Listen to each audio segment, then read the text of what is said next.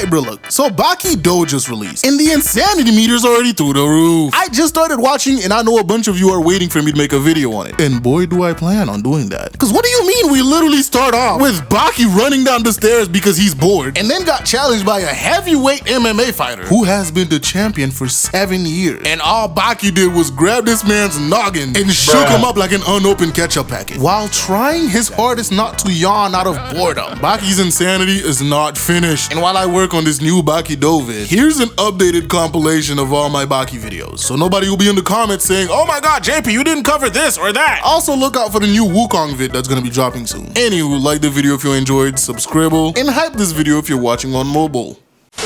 Alright bro, look, Baki as a show has to be one of the wildest social experiments I've ever seen. They just decided how many insane and illogical things can we insert into this show until somebody decides, oh okay, this has gone too far. Cause bro, it is literally pure nonsense what be going on in Baki. But ladies and gentlemen, the Rai Tai tournament is peak 4,000-year-old Chinese martial arts nonsense. Cause the Chinese made the mistake of allowing Yujiro and his band of lunatics to enter their once every 100 years Grand Rai Tai tournament. And of course, it went about as well as you thought it would. Now we literally start this off with Baki looking like he's having the worst time of his life. Man's is walking around looking like a zombie skeleton straight out of Minecraft. JP, how did we get here? Well, you see, what had happened was Last time on Dragon Ball Z.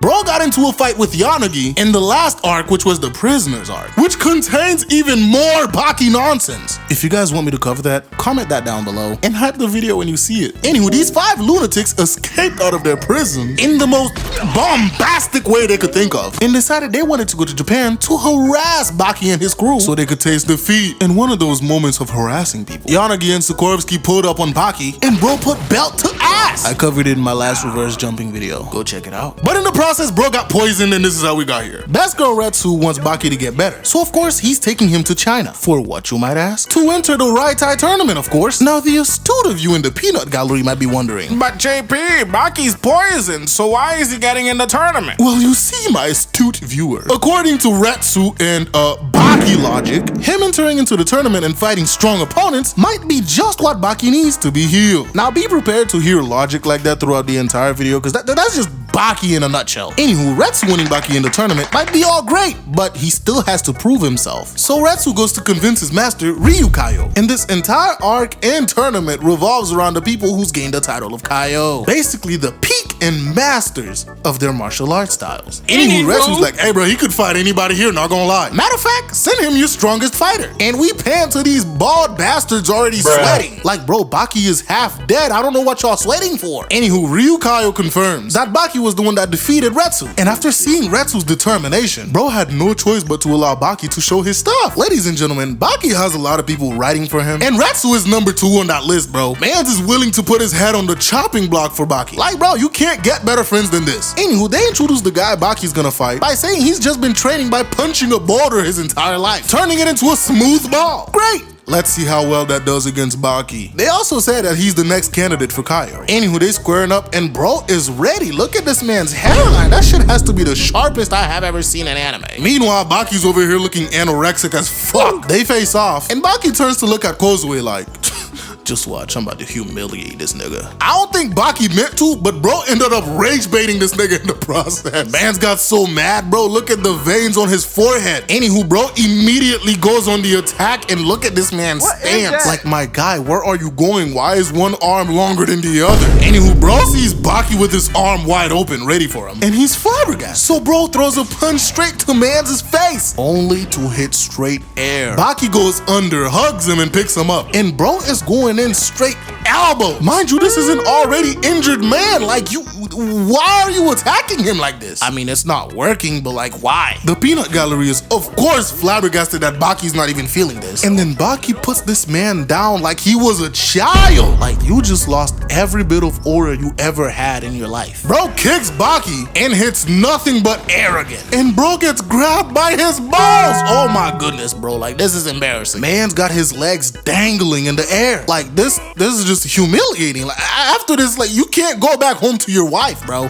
Matter of fact, bro, you might have to pull out the blick after this fight, bro. Like, after getting humiliated like this, there's no other option than to blast the nigga. And Baki put this man down like a child again. Everybody flabbergasted. And look at Retsu, bro. He is so proud. Anywho, bro, of course, gets mad and tries to kick Baki in his junk, only to be blocked. And Baki is looking up, bro, like, please don't embarrass yourself any further. So bro goes and tries to pull off a chop, only to end up with Baki's toes tickling his nose. And bro just gave up after that one, because that's enough embarrassment for one day. And that was enough to get Baki into the tournament. Later that night, Retsu, Ryu, Kozue, and Baki are meeting. And of course, they're explaining 4,000 years of Chinese martial arts, blah, blah, blah. And Ryu Kaio gets a visitor. And it's none other than Muhammad Ali Jr., fresh off the back of pulling the wildest rage bait on Yujiro Hanma I have ever seen. Oh my god. Man's got so mad he shook an entire skyscraper. Anywho, bro pulls up and says he wants to join the Rai Tai tournament. And just like Baki, he has to prove himself. So they put him up against this rando. And Mans pulls the same bullshit that Yujiro tried to pull. But of course, since he's not him like Yujiro, Ali Jr.'s not afraid to get down on the ground with him. Bro gets on the ground and weaves every single kick Mans throws. And then Ali locks his leg and knocks this man's brain straight. And bro immediately stood up after that one, bro. He was not ready to take another one. Bro goes for another hit and immediately got clobbered in the mouth. Ali had this nigga scared up against the wall, bruh. He tries to attack again, only to be uppercutted and finished off with a three-piece combo of doom. And this man on his tippy toes and his jaw broken. And just like that, Ali Jr.'s in the tournament. Now after this, we get one of the realest scenes in Baki. Cause remember how earlier when I said that Retsu was number 2 riding for Baki? Well, number 1 is none other than Kozue, his girlfriend. Not gonna lie, bro, we all need a Kozue in our life, man. She is willing to hold it down for Baki through thick and thin, bruh. Mans is half dead, spitting blood up everywhere. And she still believes this man can do this. Like, bro, if you get a ride or die like Kozue, do not let her go, bro. Put a ring on that finger. I can't wait for the day when Baki marries this girl, bruh. Cause she been his number 1 fan ever since they met. Anywho, we finally get to the beginning of the Rai Tai tournament, and they proceed to introduce all 12 current Kaio, including the winner of the last Rai Tai tournament, Kaku Kaio. Bro is 126 years old. Anywho, we start this off strong with Yujiro going up against Kaio Ryu. But before that, they were like, hey bro, you gotta break some tiles to prove your strength. Even though that shit ain't make sense to Yujiro why that would prove his strength, he did it. Demolished all 40 tiles touching the ground. Ryu Kaio didn't let that bother him though, and gets ready to fight. Yujiro proceeds to rage bait this nigga by talking shit about their 4,000 years of Chinese martial arts. So Ryu goes to attack, only to stop close to Yujiro's face. And that's when we find out bro has his hand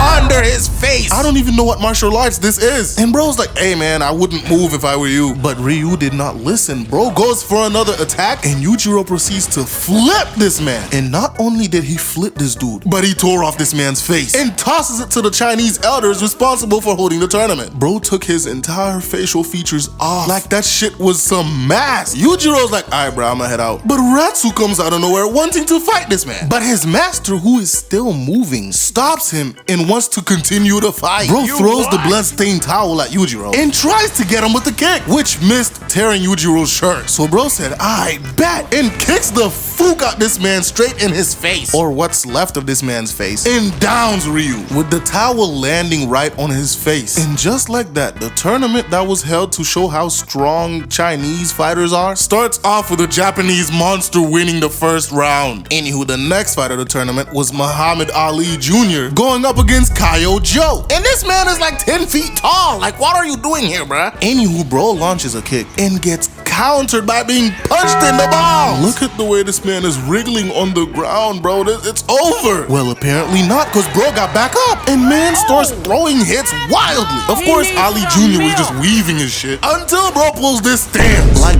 where were you going with this?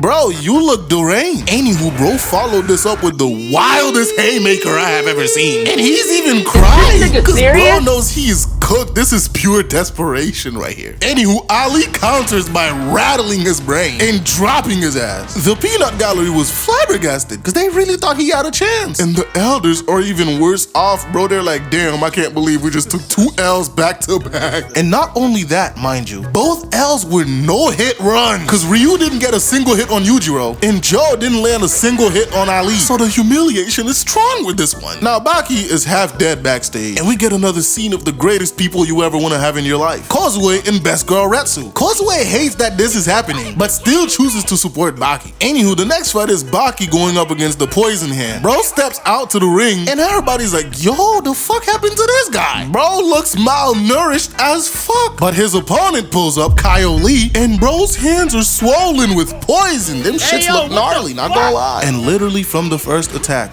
Baki gets got. Bro got poisoned even more on his foot, so he sucks that shit out. Afterwards, they go to do some anti-hand. He grabs Baki to kick him, but bro weaves, grabs his hand, flips his ass, and smacks the shit out of him. And bro somehow landed on his feet. And bro blocked that smack, bro. His hand was steaming. Meanwhile, Yujiro pulls up to watch. Bro pulls back up, asking Baki to use anti-hand, and bro's hand is shaking low-key. He kinda spooked. Baki attacks and immediately gets clobbered. Man's unleashed his entire poison hand capacity on Baki. Had that nigga steaming in pain. Bro is fresh out the microwave right now, bruh. Baki is spitting up blood and goes to attack, only to vomit so much blood, bro goes spitting out. And ladies and gentlemen, here comes the Baki logic again. Apparently, the poison Yanagi used and the poison that Kyle Lee uses canceled each other out due to yin and yang. And Causeways tears had something to do with the process too. So bada bing, bada boom, Baki is now healed from his poison and is ready to put belt to ass. Bro goes for a kick and immediately gets weaved. Retsu is ecstatic, of course. His boy finally healed. Lee, on the other hand, was being a hating ass nigga. So he gets into this, how are you doing, sir, stance, and goes on the attack, only to be blocked. And then blocked again. And Baki blocked him a third time by stopping the kick. And look at Baki's face. Alright, broski, you gotta head out now. Lee starts getting his reservations in because he knows he's cooked now. And Baki's like, sorry, bro, I don't speak your language. I don't know what you talking about, but you about to get your wig split. So bro gets mad. Pulls this stance looking like a toddler getting ready to run in the fucking playground. And 1, 2, 3 straight misses. When he goes for the fourth, bro gets his fingers broken. And bro, this has to be the craziest wind up for an uppercut. Launch that shit at this man's jaw. And look at the body twist along with it. Bro had this man floating. By the time bro landed, he was knocked out. And Baki stopped the last punch. Left that nigga knocked out standing up. Now, ladies and gentlemen, if you remember, this is 3 for 3 on L's on the Chinese side. Them niggas are not having a good time, bruh. Now following this, Retsu brings this man Baki an entire buffet. And after bro was done, he looked pregnant. Mans was so happy, but Retsu was not done. Bro comes with a 10-liter bucket of water and 4 kilograms of sugar and stirs it with 4,000 years of Chinese love. See this right here? This is why Retsu's best girl, bro. Baki even had this man blushing. Baki gulped down the entire thing and he started steaming. They walked in the room and found that shit was filled with fog, all from Baki just laying there steaming. And look at that, his physique is back. Bro gained all his muscles back and is basically immune to poison hand now. Anywho, the next fight in the tournament is Kaku Kaio versus Kaio someone. And bro gets humiliated the worst out of everybody. And mans really thought he was him, not gonna lie. Bro goes for a kick and only got the glasses. And then Kaku Kaio goes behind this man, pins him in front of everybody, and proceeds to flick this man in his balls, putting this nigga out of commission for life, bro. He is cooked. Mans is not going to have any kids in the future. After getting humiliated like this, bro goes backstage and tried to pick a fight with Yujiro. Bro throws a kick only to be grabbed by his face and smashed in the ground. Imagine taking 2 L's back to back without landing a single hit. Bro lost the match, his dignity, any respect he ever had, and his ability to have kids, all in less than 10 minutes. Now the next fight, alright, I forgot to mention, Dorian is somehow in this match. And as you can see, bro is a shadow of his former self. He ended up getting clobbered by this dude who claims his body is like diamond. But afterwards, this man wasn't satisfied, so he requests to fight Biscuit Oliver instead. And this nigga made the mistake of allowing Biscuit Oliver to get the first hit. So bro literally walks up to him, puts his hand on his head, and folds this man. Like bro, I felt that shit in my own spine. There's no walking, like bro, what can you even do after this? Anywho, after that, I can't even call this a fight. Like, it was just that. I don't even know. After that folding, we have Kyojaku going up against Kyojin. And Kyojaku is the scummiest nigga in this tournament. Bro tricks this man Jin by coming up to him with his hand out for a handshake. Once bro let his guard down, he gets grabbed and flipped, and then bro breaks his hand, finishing him off. Now while this was happening, Baki thought it was a good idea to challenge Yujiro to a fight. And yeah, it didn't end well. Bro got put through a fucking wall. But next in the tournament is Kyoretsu going up against Kyo's son. Bro pulled up showing off his grip string by breaking up these 10 rings in his hand. But Retsu's like, bitch, I know a 19-year-old in Japan that can rip a chunk out of a deck of cards with 2 fingers. As expected, Kyo's son gets bitch and loses to Retsu. Had this man ass tooted up on a Tuesday afternoon. After this,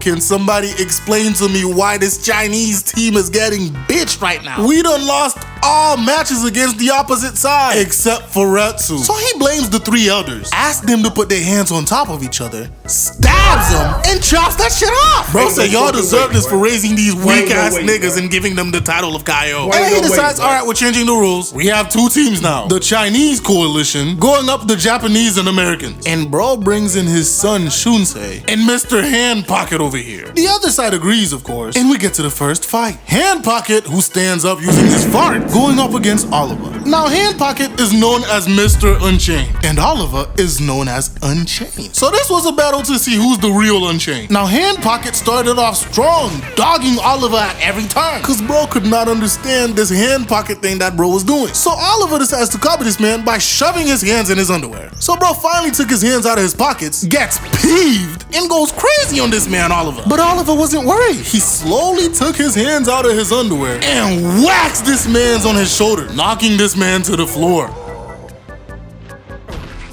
Bro gets up with the quickness, and mans is angrier than ever. Oliver gets close and was about to pull his hands out of his underwear, but bro was faster and hits him with the 1-2 combo and puts his hand back in his pocket like that shit was a holster. And then bro proceeds to kick this man in his balls. Like, what's up with Baki characters and kicking people in their balls, bro? Like, what is wrong with you people? And then bro hit him with the 2-piece using the lemon pepper steppers, followed up by straight up an assault of attacks. He was beating the shit out this man Oliver, until bro gets his head grabbed and got the headbutter doom.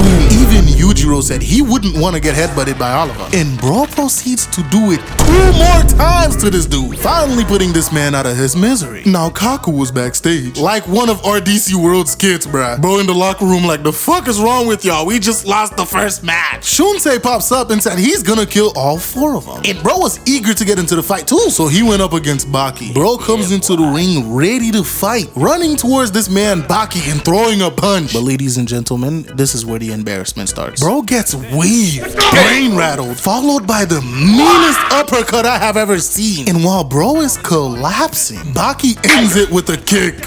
Bro got KO'd in 2 seconds, and bro was talking the most shit. Afterwards, Kaku's like, hey bro, are you sure we're related? Cause there's no way you got laid out in 2 seconds. Now the next fight was Retsu going up against scummy nigga Jaku. Of course, he starts this off by trying to give a handshake to trick him into the first hit, only to be countered by Retsu and tossed. So bro comes back a second time with the handshake, tried to flip Retsu, only to be countered and flipped himself. Bro, this was basically the entire match. This man trying to trick Retsu, Retsu going for the handshake, and him trying to pull off some shit only to be countered. This was one of the most embarrassing fights in Baki, not gonna lie. Bro tries again to get Retsu, only for Retsu to go crazy and beat the shit out this man. But after that, he actually gets Retsu, flips him, put him in an armbar, and breaks that shit. After that bullshit, the peanut gallery was ready to jump this man, but they were stopped by Retsu. Now Jaku thought just because Retsu lost an arm, it would be a fair fight. Well, ladies and gentlemen, that shit was not fair at all. Bro was getting pressed. Retsu grabs this man's hand with his toes and flips him. While on the ground, Retsu almost kicked his ass, which had this man shook. Anywho, he ends up getting excited about this fight now and start throwing hits, only to have them shits weaved and blocked. So he goes for Retsu's ankle, apparently pressing a point in the ankle that hurts the most, according to Baki logic. Retsu starts falling, so Jaku kicks him, and while falling the other direction, this nigga Retsu grabs him by his beard with his bare toes. That has to be a new level of disrespect, bro, because grabbing a man's face with your fucking feet is absolute insanity. Bro flips Jaku and rips off his beard in the process. Bro came from Vsauce, Michael here, to General Burnside. After this, bro decides to fix Retsu's broken arm. But ladies and gentlemen, this was the beginning of the end. Cause after this, Retsu proceeds to beat the brakes off this man. Bro got beat so bad, he ended up in the fetal position. Like this shit was a fucking tornado drill. Bro starts celebrating, and when Retsu got close, he headbutts the fuck out this man. Of course, Retsu get mad and gives this man the knee drop of doom on his back. Even Robin would be proud of this. After that, Retsu goes ham on this man's back, bro. And when he sees that he's not doing any damage, Retsu forced his ass to stand up by hitting a pressure point. And then bro finished him off with one last punch. Now after this, it was Ali versus Poison Hand's brother. And bro starts off by cutting his face with a left hook. But Kaio Han over here is arrogant because he calls boxing incomplete since they don't kick. So Han goes wild with the kick, Ali dodging him. But bro hit a sweep that had Ali hitting that Drewski stance. And Han thought he had Ali, except he made one crucial mistake. Baki logic still exists. So bro kicks the ground, weaves, uppercuts him, and hit him with the finisher left hook, sending this man to the ground. Now you would think Han would be done after this, right? Nah, bro gets up and tries to continue fighting, only to run straight to the floor. Brody didn't even know he was knocked out. He tried to continue fighting and couldn't. Now the Chinese team got completely humiliated, and when Kaku got into fight Yujiro, bro got dogged, not realizing that Yujiro's hands are rated E for everything under the sun, and he is not against fighting elderly people. Kaku had to intentionally stop his heart just so he wouldn't die. And of course, thanks to Baki logic, he was able to restart his heart and continue moving around like nothing happened. A lot of you were mad that I didn't talk about Kaku versus Yujiro, and the reason I didn't put it in the last video is because I already talked about it in my Yujiro Hanma video. But since I'm so cool, JP talk too much. Presents Yujiro forcing an old man to stop his heart intentionally so he wouldn't die. And yes, I know that sentence made 0 sense, but welcome to Baki. Now Yujiro and Kaku pulled up to the arena, and Yujiro is looking enormous. They say this is peak brute strength versus peak technique. I say this is peak nonsense. And Yujiro throws the first punch, and we see Kaku fly off like a plastic bag blowing in the wind. And Yujiro, he only got the glasses. So bro throws the glasses and kicks, breaking Kaku's jaw in the process. Bro, why they show it dangling like that? Anywho, after fixing his jaw, Yujiro proceeds to pull the wildest cockback for a kick I have ever seen. Like there is no way this is anatomically possible. And he landed that shit directly into Kaku's face. Bro got this man Kaku eating straight leather, foot to face, full contact. And Lord knows where Yujiro's feet has been. But ladies and gentlemen, Yujiro has done 0 damage with that kick because Kaku is using something called Shaori, which is why he's not taking any damage. Kaku walks up to Yujiro and was about to dog him until bro got scared of some hair and turned into a fucking pill bug. Anywho, bro gets back up, throws a punch at Yujiro, and had this man terrified. This nigga even had Yujiro up against the wall. Look at him, he's scared. Bro does not want to get punched by Kaku. Bro punches and demolishes the wall. If Yujiro didn't dodge, bro would have been cooked. Even after seeing that, Yujiro took 2 hits from him and didn't even get damaged. Actually, this nigga starts showing all 32 of his teeth, laughing like a fucking lunatic. Bro flips Yujiro, and when he saw that Yujiro was still laughing, man's tossed his wheel at his ass. Mind you, he got this shit from his wheelchair, which he jumped out of, breaking the entire thing. Anyways, Kaku goes and punches Yujiro again, but Yujiro didn't take any damage because he used Shaori. Mind you, Yujiro just learned what Shaori was. And then bro was like, I am never using this shit again. Bro goes, cockbacks his hand, and sends Kaku flying. And ladies and gentlemen, may I remind you, this old man is 126 years old, and Yujiro does not give a flying rat's ass. He is gonna go full force against this old man. Kaku lands, only to be confronted by Yujiro's fist coming for the wildest uppercut since Baki had that one guy floating. And bro was ready to throw another hit, but Kako kicked him, forcing him to block. After this, bro runs, punches Kaku, and got countered by a kick to the face. And look at the kick this man retaliated with. Bro had Kaku wrapped around his legs, bruh. And bro hits another uppercut that turned Kaku into a Beyblade, followed up with a punch to the face, sending Kaku to the wall. Kaku weaves the next punch. He just started dogging this man. Smacked Yujiro with the 4-piece chicken nugget combo with a side of one of them dry biscuits. Yujiro tried to retaliate, and Kaku's like, matter of fact, you get no beverage, and countered. After yelling at Yujiro and calling him a boy, Bro decides to pull out his demon bag. And ladies and gentlemen, when a Hanba decides to pull out his demon bag, the fight's immediately over. But Kaku didn't know this. So he starts going ham on Yujiro, bruh. Uppercut, left, right. None of it was doing shit to Yujiro. Bro even got his hands in his pockets while this old man is wailing on him. Yujiro, getting tired, just lifts his hand, claps this man's ear, and followed it up with a punch. If that shit had landed, Kaku would have been done. But after the medics came, they pronounced that Kaku Kayo was dead. Except what Kaku did was stop his heart somehow, so Yujiro wouldn't kill him. And when they got backstage, bro got up and walked away like nothing happened. So yeah, that was Yujiro beating up on an old man. Now let's get to the topic of this video. 5 different death row inmates, without any knowledge of each other, decides to break out of prison in the most bombastic way they could think of. Find their way to Japan to taste a defeat. Now we're gonna be going on a character by character basis, following each inmate to when they finally tasted defeat. And I'm gonna start off with Doyle, because I think he's one of the most interesting inmates. Now Doyle's bombastic escape starts with the electric chair. They tried to fry this man from the inside out and it did not work. Bro got behind the first 2 security guards and smacked their heads together. And by the time the last one pulled out his gun to shoot, man's face was already destroyed by a punch. And Doyle is like, if you guys had waited like 10 more seconds, I would have been dead. But nah, he decides to head to Tokyo, Japan. When he gets there, the first thing he does is attack this random boxer that's just training. And when bro went to grab his collar, he gets his hand sliced, because Doyle got a bunch of razor blades in his collar. While the boxer was busy being flabbergasted, Doyle proceeds to slice his throat, ending him. Now after this, Tokugawa got all the other inmates to meet up and introduces everybody to each other. And everybody agrees, for this arc, there are no rules. Anybody from the opposite side can attack anybody else, anytime. Middle of the night,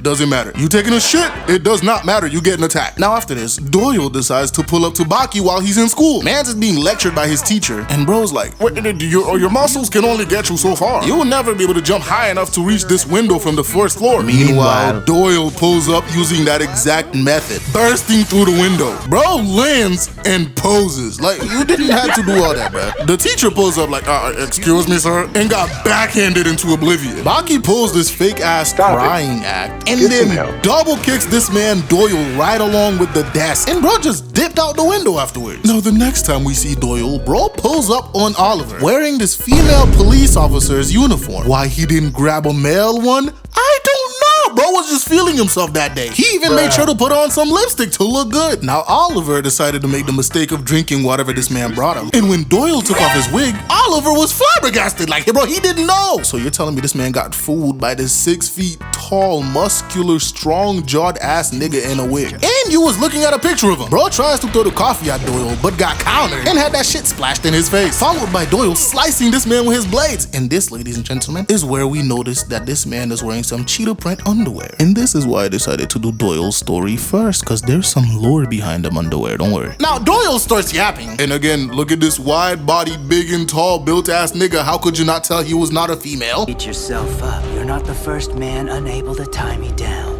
What did he say? Nigga, what? Yo, this man is straight up zesty, dog. Oliver starts combing his hair so he could look good while he beat Doyle's ass. But once he's ready to fight, man's just falls. And he's confused. And it's because Doyle's blade was coated in a powerful hallucinogen. Bro proceeds to kick Oliver straight in the mouth with the heels. And when bro got back up and started walking towards him, he put the same move on Oliver that he did when he first escaped. Had that man falling head first to the ground. Bro thought he had Oliver. Until his ankle got grabbed, and Oliver spins him around like a helicopter and spikes this man in the ground, shaking the entire building. Luckily though, Doyle protected his head before he hit the ground, but mans was still down there twitching when he was done. Oliver goes to pick him up, only to get cut by the razors in his collar, punched in his face, and then stabbed. While Oliver was over here flabbergasted that he got stabbed, Doyle hops in the air and start comboing his ass, sending Oliver to the ground. Bro gets up, pulls the knife out, and by the time Sonoda and Shibukawa got in the room, Doyle had already escaped. Now, who here enjoys riding the train? So does Doyle. He just has a weird way of going about it. I swear these inmates always find the strangest ways to do the most normal things. Now directly after this, Oliver decides he wants a black belt in judo. Why? I don't fucking know. He just says he wants a black belt. So they took him to Shibukawa students. And when I tell you this man violated them students, bro took the biggest one and started spinning that nigga around, tossing him to the ceiling. Bro took another one and just started holding him over his head. That nigga Sonoda was heated. Shibukawa, witnessing his students get violated like this, decides to challenge Oliver next. Oliver tosses him, only to end up with his right hand mangled. But Shibukawa still gave him a black belt because he did prove himself. So yeah, Biscuit Oliver is a black belt in judo. Now the next time we see Doyle, he's showing Stratum all his enhancements, which are the copious amount of blades this man has installed in his body. Man's is basically Genos. While he's doing that, this dude Shinogi pulls up, wanting to fight, and immediately pulls a power play on Doyle. When Doyle decides to stand up, bro ended up with 5 toes to his throat. Man's had Doyle looking like one of them cockroaches fresh after you sprayed it. That shit looks painful. Doyle gets up and goes on the attack, about to use one of his blades, only to get countered with the elbow straight to the throat again. Hit me in the throat once, shame on me. Elbow me in the throat again,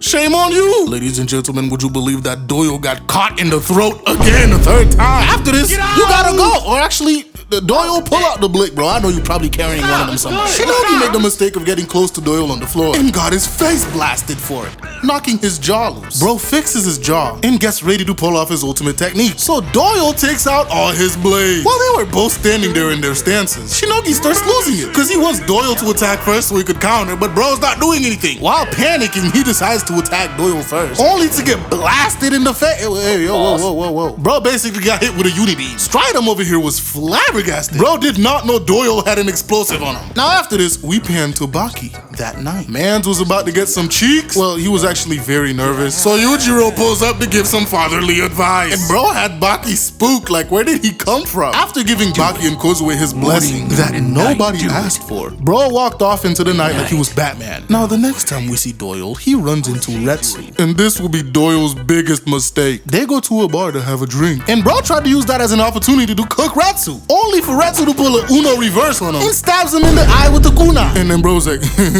there's more where that came from. And turns this man into a pincushion. Doyle tried to run outside, but Retsu wrangled his ass, making him fall, digging the kunais even deeper. Retsu walks this man down and stood on top of him like a complete demon. So Doyle squirts blood into his eyes. When I tell you this man wasn't even phased, bro got mad, tied Doyle up with the rope, and proceeds to pull out this big ass sword from his bag. Doyle is terrified at this point. And when Retsu starts walking towards this man, doing tricks with the sword with one hand, bro tried to run. But remember, Retsu got this nigga caught. He can't go anywhere. So Retsu catches up and give him the Luffy special. Doyle runs away, making Retsu even more mad. So he chases his ass down until Doyle decides to use a smoke grenade, gets the jump on Retsu and stabs him in the back. And Retsu respawns with 4,000 years of Chinese rage. Doyle got demolished. Man, I fell down to my knees when the law came.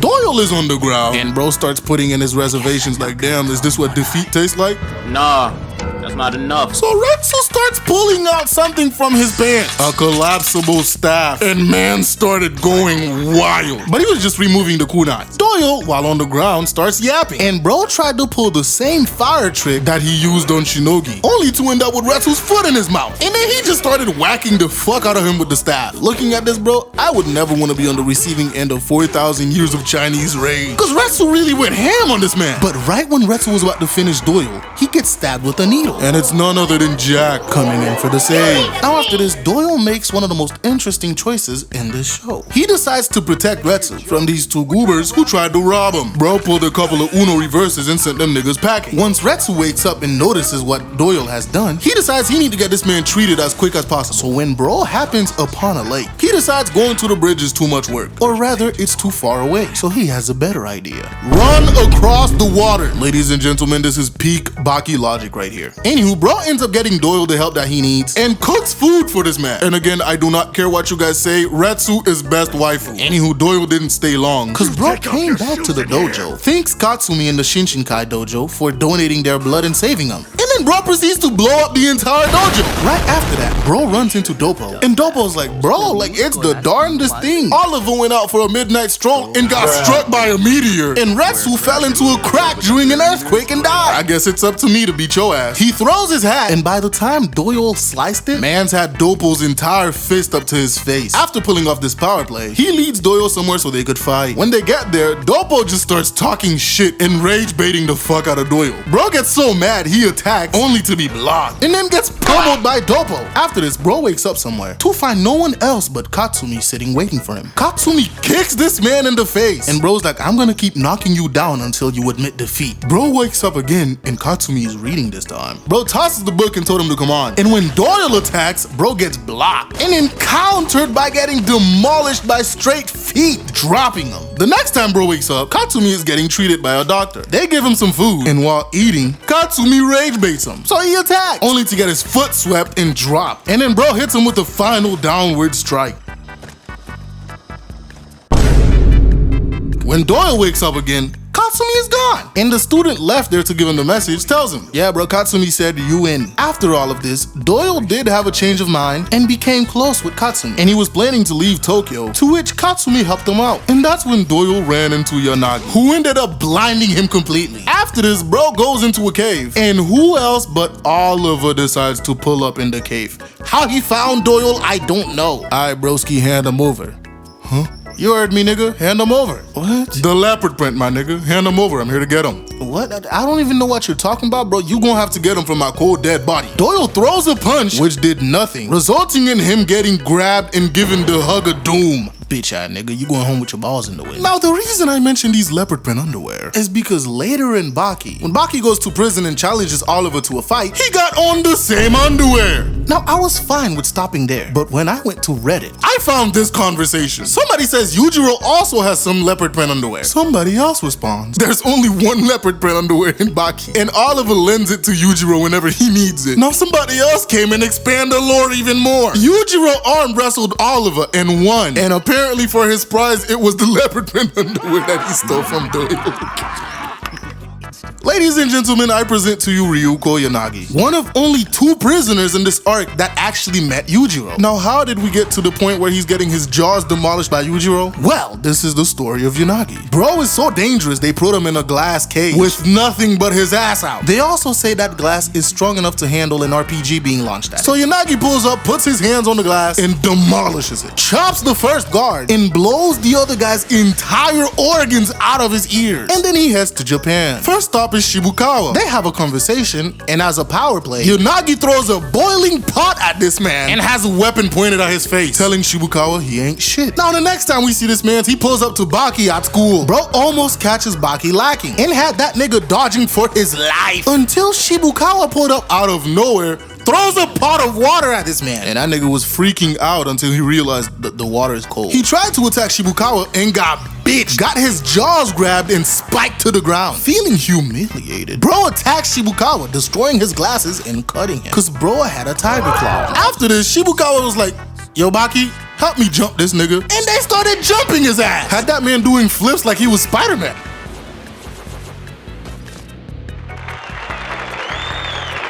Bro calmly walks towards Baki and KOs him with one hand. Turns out, Yanagi has like 5 different ultimates, and one of them is literally using oxygen as a poison. Now after the cops pulled up, bro ran away, stepping on Baki. Now we get a classic locker room talk from Tokugawa.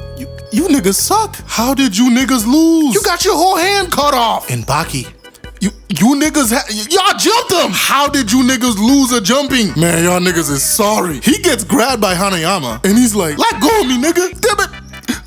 I put money on you niggas, got this shit. Now y'all got me losing all my money, bro. The fuck wrong with y'all? I was bragging to everybody that y'all was them, bro. Like, you niggas are supposed to be them. How are you losing? Now, after Baki finally did the deed with Kozue, this nigga pulls up literally the next morning, challenging Baki to a fight. And Baki beat the brakes off him. So he pulls out another ultimate technique.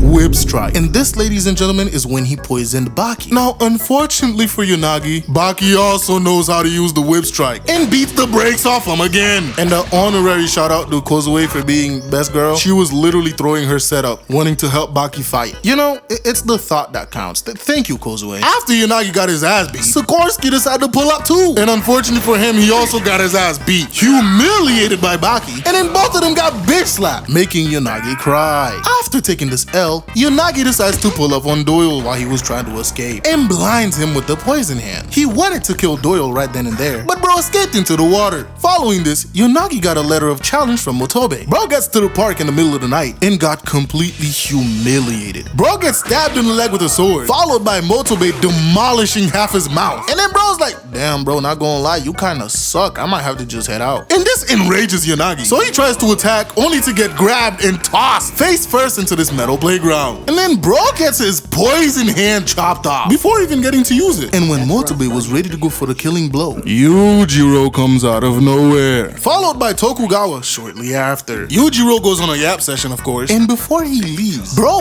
backhands the fuck out of Unagi, demolishing what was left of his mouth. And so Unagi finally tastes defeat, or Yujiro's backhand. Now Spec, out of all the prisoners, was the first and quickest defeat, but his story is funny nonetheless. Just like everybody else, Spec made a bombastic escape, cause this reporter decides he wants to go and talk to Spec, so they make him remove everything, including his belt. Unfortunately for him, when he gets to Spec, bro is not there in his cell. By the time he alerted the guard, bro was already done, and Spec escaped to the surface, murdering 5 more guards. After this, bro decides to pull up to Baki first. Now we pan to Baki, who's in the park dealing with literal lunatics. One of them got a ball and chain weapon, the other guy got a big ass machete, and the school bully even had a blink with him. Of course, all of them ended up failing miserably. The dude with the machete that he calls a knife pulls up but was stopped dead in his tracks when Baki somehow telepathically broadcast to his dome how he was gonna demolish his face with a punch. Baki made the dumbass with the ball and chain hit himself in the face, and the dude with the butterfly knife thought he could do tricks until Baki grabbed that shit and scared the fuck out of him. Now Buddy with the gun, seeing all his homies got dogged, points the gun at Baki. And that's when Spec pulled up. Bro grabs the gun and shoots himself in the mouth. I guess this was a form of intimidation or something. Bro pretends to introduce himself with a handshake, only for that shit to fall off, spooking Baki. By the way, that was the hand of somebody Baki knew. And then bro kicks him dead in his chest, plants Baki's head on the ground, and starts stomping on that shit. After the cops pulled up, Baki wakes up from getting stomped. But before Spec voluntarily allowed him to take him to jail, he reintroduces himself to Baki with a handshake, and then kicks the fuck out of him. Now after this, Spec proceeds to do some diabolical acts. First things first, he breaks out of jail, and it looks like this nigga ate the bar. He goes to a grocery store to buy some steamed buns, but remember, this nigga has no money, so of course he brutalized the cashier. Goes back to the jail they were holding him in, pulls up next to Sonoda taking a piss, and starts peeing too. Now Sonoda is flabbergasted that this nigga has the audacity, but bro out of nowhere offers him a steamed bun, and when Sonoda didn't take it, bro shoves it down Sonoda's throat. Mind you, 2 seconds earlier, bro was holding his meat. He didn't even wash his hands. And bro just shoved his finger down Sonoda's throat. Like, bro, that is just disrespectful. After this, bro tried to pull up on Baki while he's making out with Kozue. But before he got to do anything, the homie Hanayama pulled up for the save. Now they're squaring up, and Spec starts off with his usual kick. And in response, Hanayama decides to take his suit off in the most inconvenient way I could think of. Well, not for Hanayama, since he is strong as shit. He shows Spec his back, and bro likes the tattoo, but then attacks this man with a rock to the chin, whacks him in the face, and then smacked him again with his own shoe. And then bro picks him up by his face and then slams him in a light pole. And while Hanayama is getting up from the light pole, bro whacks him over the head with an entire bench. But Hanayama took that shit like a champ and is now ready to fight. Now we learned something interesting about Spec. Apparently this nigga got beef with the Statue of Liberty. Before coming here, bro went and demolished the base of the statue, and that shit almost broke apart. They had to get an entire team to hold it together. Spec starts the fight off with his ultimate move, the Apneo Rush, where he throws continuous hits for 5 entire minutes non-stop, and Hanayama's taking all of it. And when he finally retaliates, bro punches Spec, sending that man flying 10 states back. Gave that nigga an entire seizure. By the time bro caught his breath and looked up, Hanayama was already up in his face and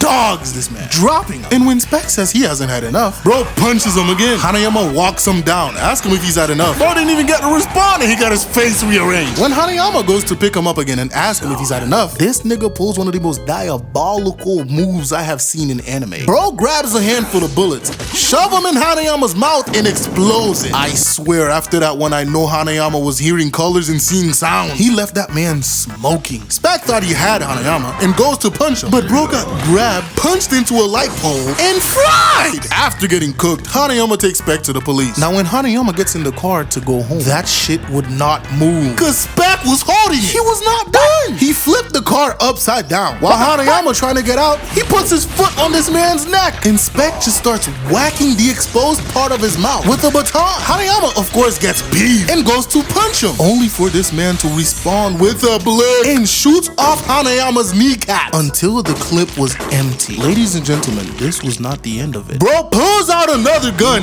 kicks Hanayama, and continues shooting off his kneecap. He still was not done. Bro grabs Hanayama off the floor and starts stomping on his head with full force. After this, he takes his gun. He puts it in Hanayama's mouth and shoots. But Hanayama, the dog, made the barrel go through the exposed part of his mouth for him to miss. And it was all over for Spec after that. Cause Hanayama flipped him, got on top, and started beating the brakes off this man. In the middle of getting his ass beat, Spec blocks his eyes and proceeds to flashbang Hanayama point blank. Spec used that opportunity to put Hanayama in a rear naked choke. Anybody else would have been cooked except for Hanayama. Bro pulls out his special move and destroys Spec's arm down to the muscle. And Spec was flabbergasted. While yowling, Bro fingers Hanayama in the ear, only to get grabbed by the throat by Hanayama. And Spec was strangled with one hand, finally getting the defeat he wanted so bad. You know, I thought Spec getting dog walked by a 19-year-old was embarrassing, or Doyle getting the bear hug of doom and his underwear stolen was embarrassing, or Yanagi getting the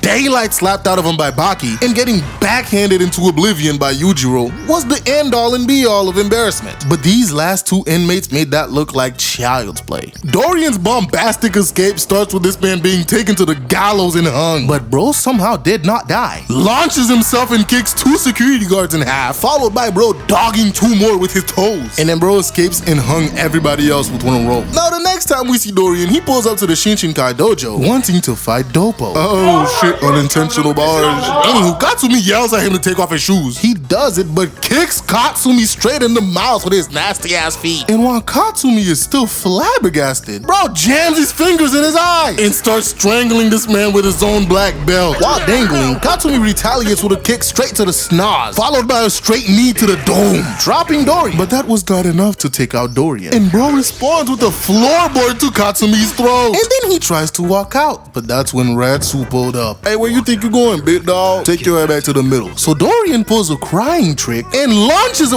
Is that a nose hair? And he ended up almost getting Retsu's eye. But Retsu did retaliate with his own double kick. After this, Bro decides, alright, it's time to head out, and proceeds to flambe Retsu. But since Retsu has 4,000 years of Chinese martial arts on his side, he puts the fire out. Now the next time we see Dorian, he's walking with Doppo until Retsu pulls up to get his get back. Anywho, Doppo throws his bag of random bullshit into Dorian's face, followed by the wildest kick to the dome, dropping Dorian to his knees.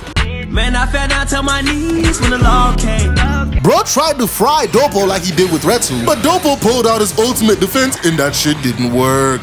Unfortunately for Doppo, his perfect block wasn't ready for his head to be chopped off. Instead of falling to the floor crying like I would, this man thinks Dorian and punches him harder than before with the fucking stump of his arm. And them niggas disappeared after putting Dorian on his ass. After this, Dorian pulls up to Tokugawa's locker room top, ready to burn the entire house down. Unfortunately for him, Katsumi pulled up and dogged his ass. And then Bro sets him on fire. After being flambéed, Dorian attacks and almost gets Retsu. And then Bro proceeds to pull this shit. Mans really thinks he's the armor titan. Anywho, Bro starts challenging everybody until Kato pulled up. He tries to sweep Kato, but Bro dodges. And then this man slices off his ear. While Bro's on the ground, Doppo kicks him. And that shit looks painful. Now, unfortunately for Kato and Katsumi, they got caught in this man's wire. And we're about to get diced into pieces. But Doppo came in for the save. After this, Dorian gets so flabbergasted, Mans regurgitated an entire grenade and blew the place up. After this, he escapes into the sewer, but Kato followed him and tried to get into a fight with Dorian in his own domain. Ladies and gentlemen, it didn't go well for this man, cause Bro got pummeled, beaten black and blue, and this diabolical ass nigga zips him up in a punching bag and leaves him there for Retsu to find. And then Bro casually goes to a restaurant to have dinner in this trash ass disguise, but they already knew it was him. And all the Shinshinkai students from all walks of life decide to escort him that night to an amusement park for his execution. When bro gets to the entrance, he proceeds to dog one of the Shinshinkai students to show them that they weren't shit. After entering the park, he meets this angry bastard who tried to kick the fuck out of him. This is Suedo, and bro got done dirty by Dorian. They get into a quick squabble, and when Dorian sees this man is completely insane, bro skedaddled the fuck out of there. They get on this roller coaster, do a whole lot of yapping, and then Dorian disappears, gets behind this man and put him in a chokehold until out of pure luck, bro gets out of it. They're about to reach the loop-de-loop, and the narrator proceeds to do his gaslighting as usual. Suedo's not affected by all the swaying of the roller coaster because he has a karate stand. Dorian clocks him in the face, and when bro tried to come back for another hit, he gets blocked and countered. And mans was celebrating, he was doing great until this nigga Dorian tackled him off the roller coaster at the highest point. And now they're both falling. Unfortunately for Suedo, Dorian used the super strong string he's been carrying around to break his fall. Meanwhile,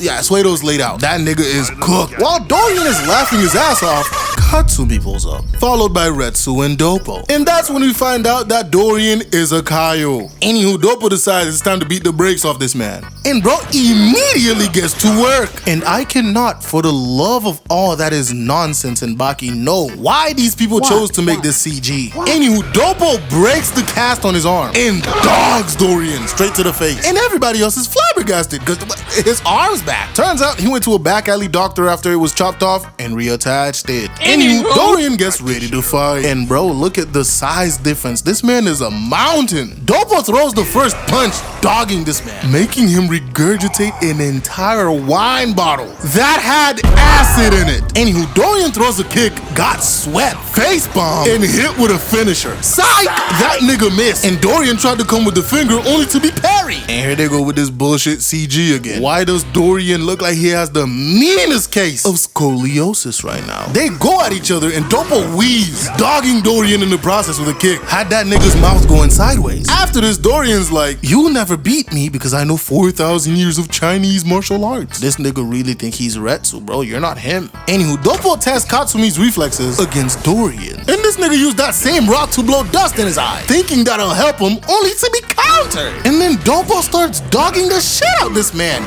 making him cry. Well, it turns out this was all an illusion. And he pulled the same shit on Kato when he tried to fight him. Unfortunately for Dorian, Doppo is him and starts beating the shit out of him for real. That nigga was flabbergasted. He ain't know how Doppo was doing this. He tried to finish off Doppo by cutting him with his fingernail, only to get his fingers destroyed. Mind you, Doppo is still hypnotized. Bro tried attacking with a blade in his shoe, got blocked and countered. Doppo walks him down, talks some shit, and then kicks him in the broken hand. And then bro starts punching him dead in his chest, demolishing his ribcage. And Doppo didn't even finish him off. Mans bring Kato fresh out the hospital. Bro was still in a coma in the wheelchair. This nigga Kato walked up to Dorian with so much aura. Mans got terrified, teeth chattering and everything. Mans was crying with liquid coming out of every hole in his face. Now, after being humiliated this badly, you think Dorian would finally accept his defeat, right? Well, that's where you would be wrong, because bro escapes out of the hospital, goes to Doppo's house, hits him with an explosive point blank to the face, and then this nigga just starts singing like a complete lunatic. Unfortunately for him, he runs into Retsu outside, and bro got punched with 4,000 years of Chinese martial arts rage. The real stuff, not that bullshit Dorian was talking about earlier. And yeah,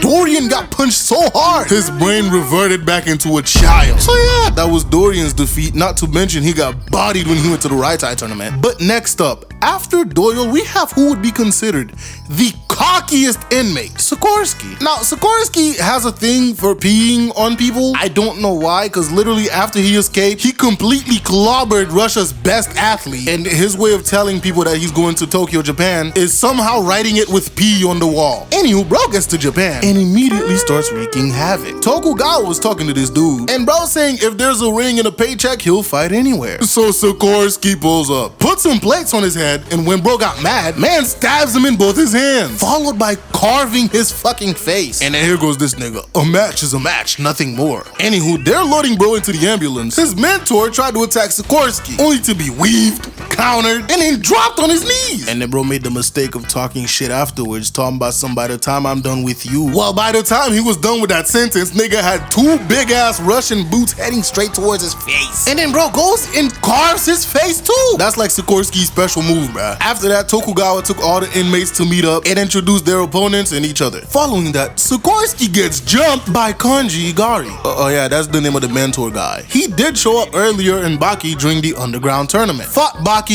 and lost. But yeah, they jumped Sikorsky and took him to a random gym. And then this nigga pulled out the blick and shot this man like 5 times. But bro was wearing a bulletproof vest. And bro proceeds to dog the nigga that had candy in his mouth, slicing his face. Followed by the next guy getting his ankle and his thigh sliced, dropping him. And Sikorsky's so proud of himself, bruh. And then Kanji proceeds to get on the floor on his knees, begging this man to let him live. But this nigga Sikorsky is something else. Bro jumps from the ground and drop kicks this nigga. And while Kanji crawls away, Sikorsky grabs a barbell with all its weight, holds that shit like it was the Buster Sword, and just starts whacking this man with it. While Kanji is on the wall, bro just starts launching dumbbells at this man. Kanji looked like he was done after that, but Sikorsky, he wasn't done. This nigga Sikorsky pulls up, whips his meat out, and pees on him. Bro wakes up and tries to attack him mid-peeing and gets his throat sliced. And bro just dipped after he was done. Now after this, we pan to Baki walking with Kozue, when these 4 idiots made the mistake of trying to rob him. After the first 3 saw his eyes, they were too terrified to move. And bro just casually flips the 4th guy over his shoulder with one arm. And look at bro, he still doesn't know what the fuck just happened. After this, Baki takes Kozue home. While in her room,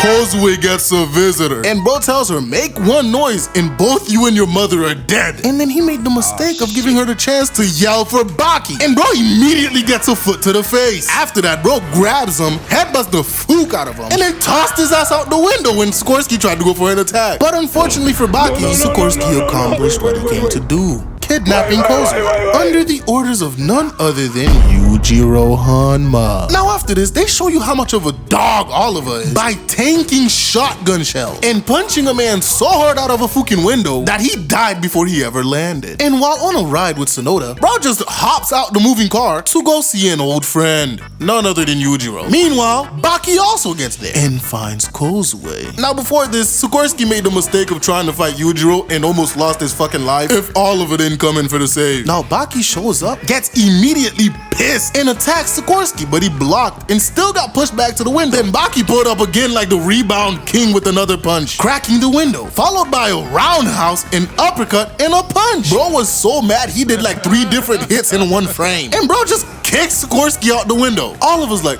oh shit, bro, you just took your first body, congratulations. But Baki's still being mad as shit, kicks Oliver so hard, bro started floating, followed by a punch to the face. Oliver still flabbergasted, didn't even get to land, and bro kicks in his kneecap, sending him straight into the uppercut. Oliver ate that uppercut, and Baki couldn't even pull back his fist. Now why this nigga decided to attack Oliver, I don't know. Bro literally had nothing to do with the kidnapping of Kozue. Now unfortunately for Baki, Sikorsky climbed up the building and pulled up behind him like a booty bandit. And Baki wastes no time going on the attack. But bro was weaving his shit. Baki's like, bruv, you fell like 27 stories, how are you not dead? And Sikorsky explains, compared to where he escaped from, climbing up the building was a piece of cake. So Baki decides he's gonna keep throwing his ass down until he dies. Sikorsky attacks and gets weaved, tried to throw a kick and got blocked, so bro resigns to just throw glass in Baki's eyes, followed by a headbutt. But when Baki blocked, he ends up with thumbtacks in his hand. Brody was flabbergasted, but that shit didn't last long because he got hit with the stink meaner special. Sent Baki flying to the ground, still confused about the thumbtack. But the police pulled up, so Sikorsky had to dip. And unfortunately for him, Baki pulls up to his hideout mid-shower. And bro's like, hey, I ain't say to put on your pants, bruh. You gonna have to fight me with your balls out. Yeah, and calling this a fight is generous, cause Sikorsky got dog. Bro puts a bucket over his head and starts going crazy. Bro got all types of concussions right now. Bro couldn't even take the bucket off his head. And the magnum opus? A kick to the balls, of course. No Baki fight is complete without a kick to the balls. Bro had this man Sikorsky bare ass tooted up in the air. This level of humiliation has to be studied. And even worse for Sikorsky, Oliver pulled up. And Sikorsky wakes up while Baki was attacking Oliver and immediately gets a hit in. But Oliver ate that shit like Tuesday's lunch. After this, Sikorsky goes ham on Oliver using his cutting strikes. Unfortunately for him, he used them on Oliver. And bro couldn't even get one cut to his skin. Oliver cocks his hand back and the look on Sikorsky's face says it all. Bro got hit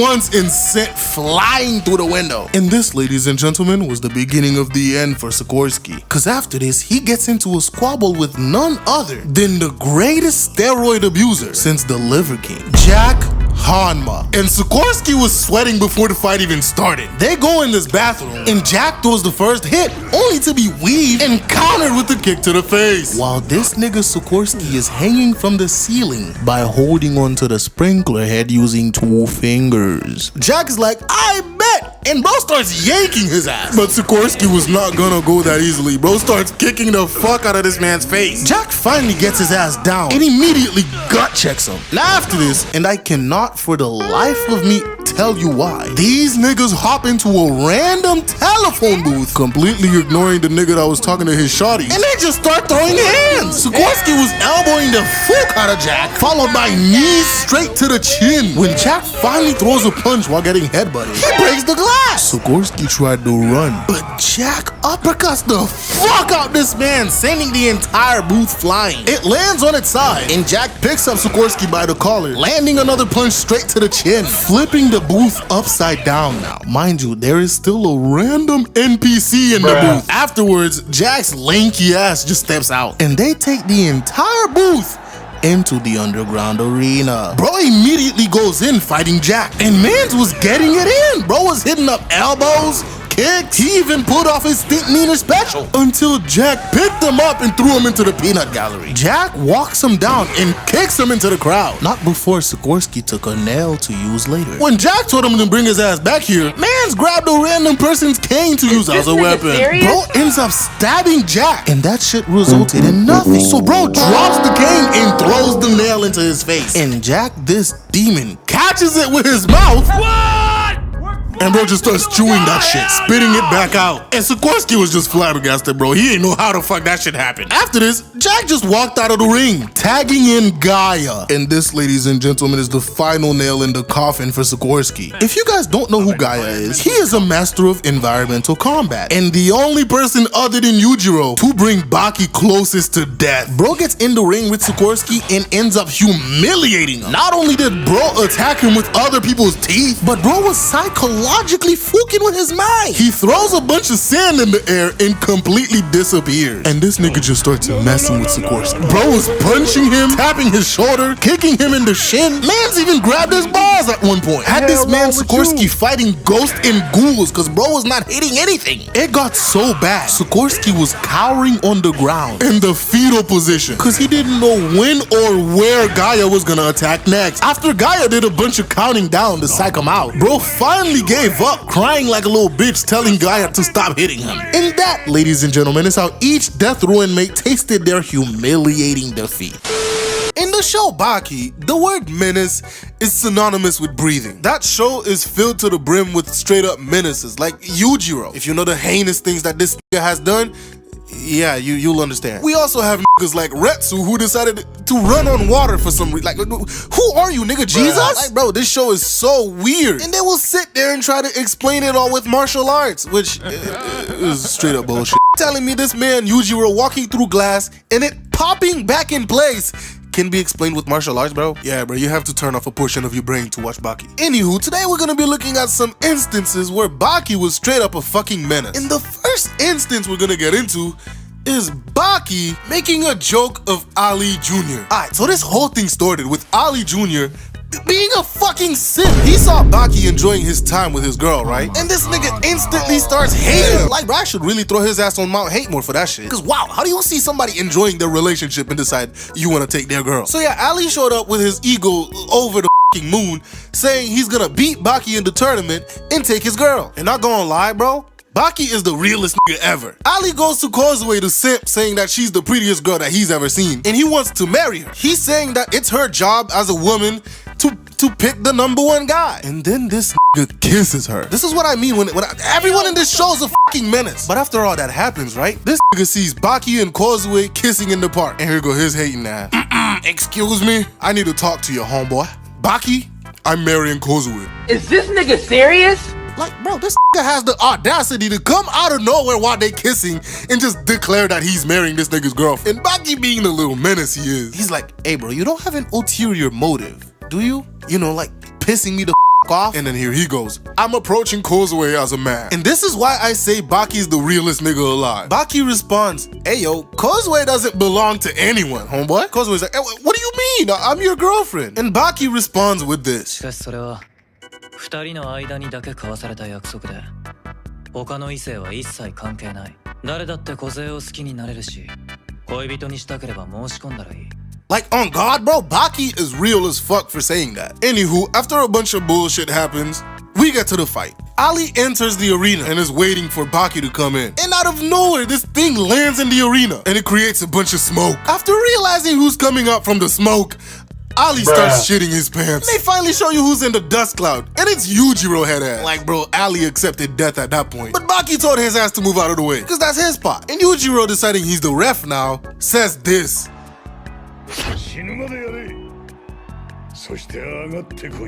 This nigga just told them to fight to the death and the winner can come after him. They get ready to fight. And Muhammad Ali shows up to watch. But this nigga Yujiro goes to the dude that's supposed to tell him to start and told him to get the fuck out of the way, since he decided he's the referee now. And he finally tells them to begin. So they start fighting and Baki starts walking towards him. And Ali starts planning what he's gonna do, saying go straight, you know, get as close as possible. This nigga talking about some be brave. But then Baki finally got in range. And he attacked. But Baki weaved his shit and smacks him. This nigga was flabbergasted at how fast Baki was, bruh. Bruh, this nigga went down with one hit.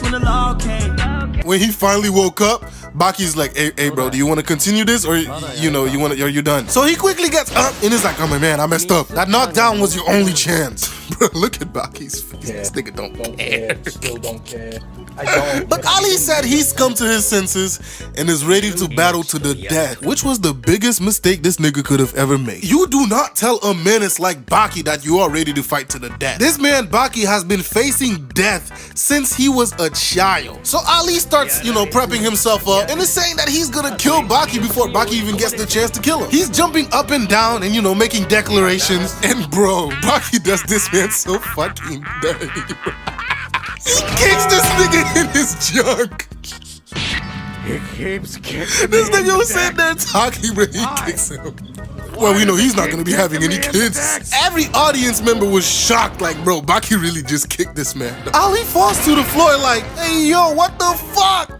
And bro, look at Baki's face. He has no emotion. He's just looking at this man reeling on the ground. And then like the cold-hearted menace that he is, he stomps on this man's face. He's like, hey bro, you're on death's door. Ali Jr.'s knocked out, but Baki goes and opens his eyes, grabs him by his hair, and starts choking him out. Like full force choking this nigga. He's ready to kill this man. The audience was just shocked as fuck that Baki was really going to do this. Kozue's teeth are like chattering because she's really about to witness a murder right now. But as they're ready to call the fight, Baki gets smacked by none other than Muhammad Ali himself. But Baki wasn't even mad about that. He was just honored that he got to feel Muhammad Ali's legendary punch. And he's like, yeah bro, if you didn't step in, I would have actually killed him. And everybody got shocked for real this time. So yeah, Baki is a certified fucking menace. And the next exhibit we're gonna get into is just as wild. Baki bitches Oliver. Part 1. Alright, so how we got here was, Baki wanted to fight Oliver. Oliver is known as Unchained, the freest man ever. Even though this man's in prison, he can do whatever the fuck he wants and go wherever he wants, whenever he wants. And Baki wants to fight him. But seeing how this nigga's in the biggest prison ever, Baki has to find a way in. And how does Baki go about making sure that he gets into a maximum security prison? Next time on Dragon Ball Z. He kidnaps the president, of course. Yeah, bro, this menace wanted to make sure that he got into the right prison, so he just abducted the fucking president. While this man had guards surrounding him in the car. Yeah, this also just proves how much more of a menace that Baki is. But Baki actually gets what he wants and then ends up in the same prison as Oliver. A bunch of shit happens. And now the #1, Oliver,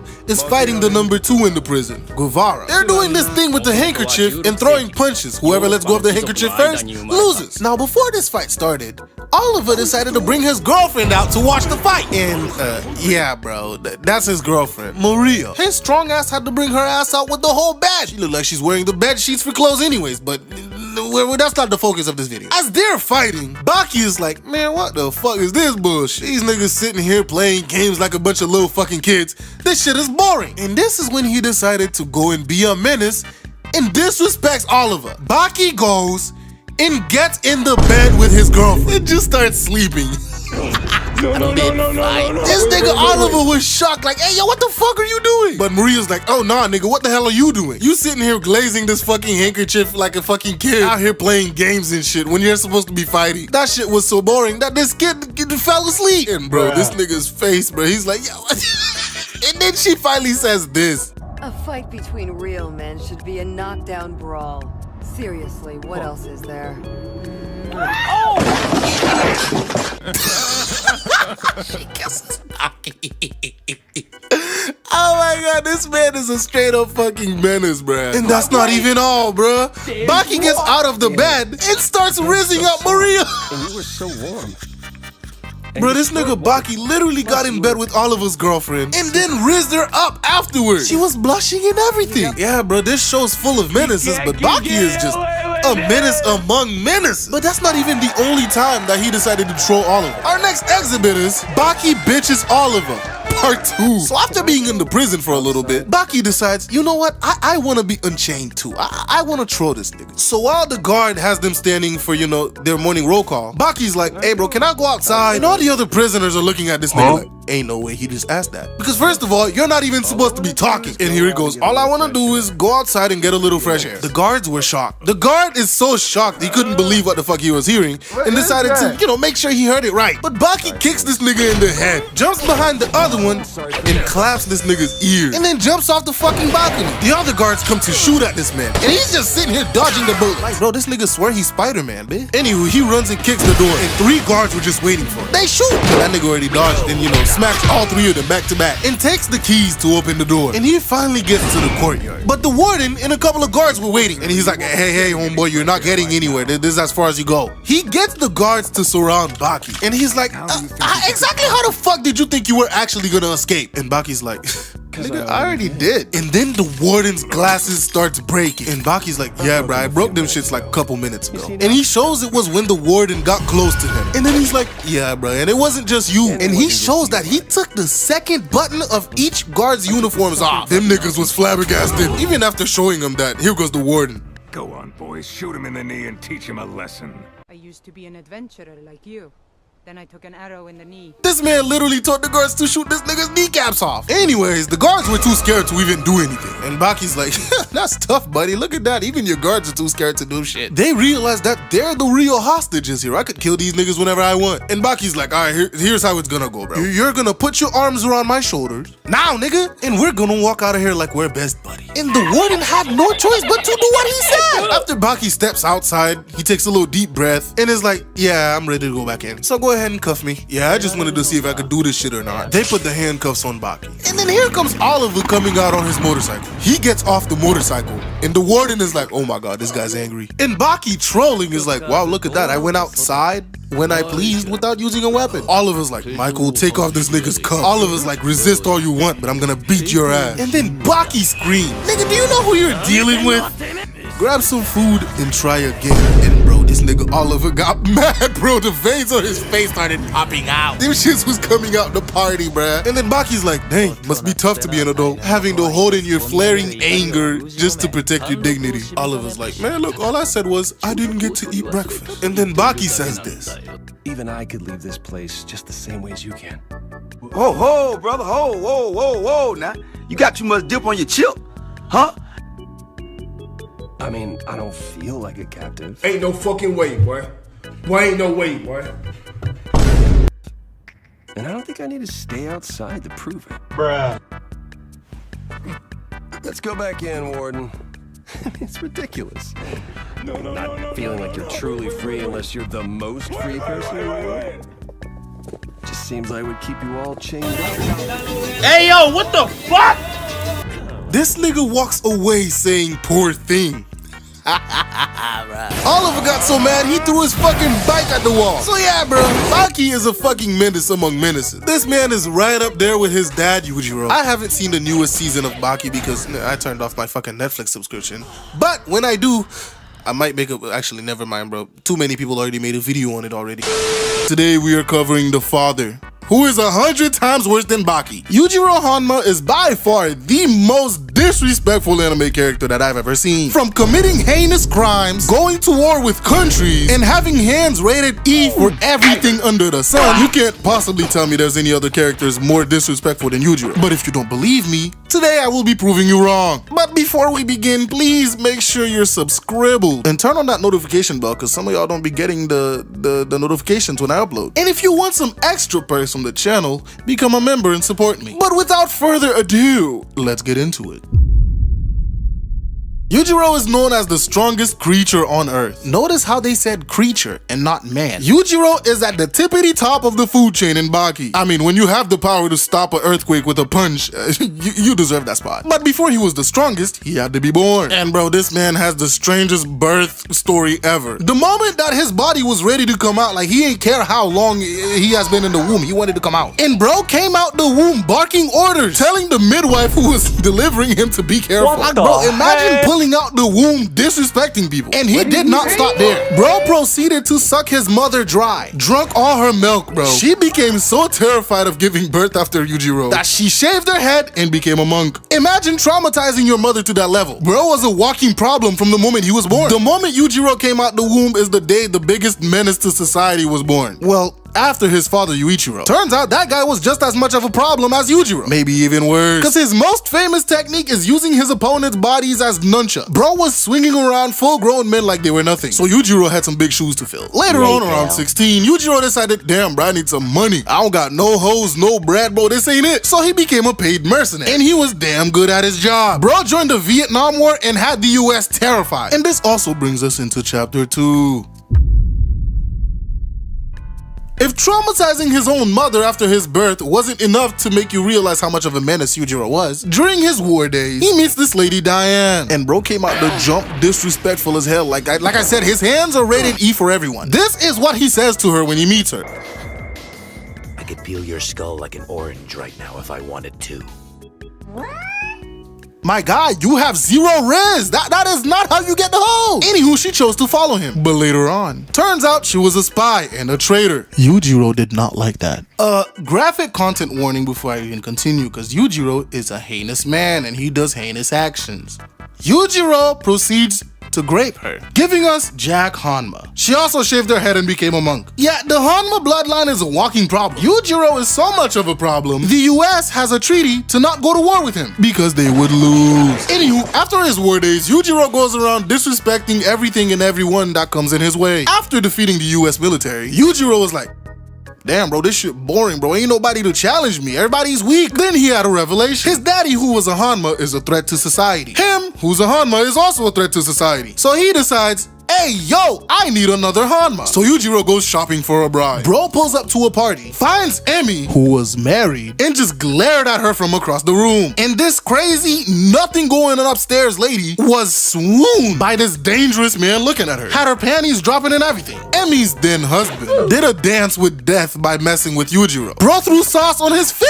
And Yujiro, the disrespectful man that he is, kisses Emi. And she liked it. Later that night, bro pulls up to her hotel room, murking every security guard on the way, kills her husband, and tells her, I've come to collect you. Bro, what? Who are you? The UPS? IRS? Bro, what are you collecting? And again, Emi loved this. Bro was like, you are going to bear a strong son named Baki for me to fight. Bro was not asking. But what if I give you a daughter? Bitch, don't make me laugh. The Hanma blood is 99% testosterone. It's impossible for a Hanma to give birth to a girl. So yeah, absurd Baki logic aside, that's how our main character came to be. And after conceiving Baki, Amy thought she was gonna get some love from Yujiro, but bro was like, no, bitch, you just here to carry my baby. Move aside. And bro disappeared into the night to go be a menace elsewhere. The next time we see him is when he decides to traumatize Baki. Bro pulled up after Baki and Hanayama had the fight of their life. They are tired and bruised, and this man comes in like, I'm just in time. You guys just got done warming up. Baki was like, nigga, what? I just fought this man like my life depended on it, and you're telling me we just got started. And this man was like, well, both of you are still breathing, so this fight's clearly not over. Bro, what?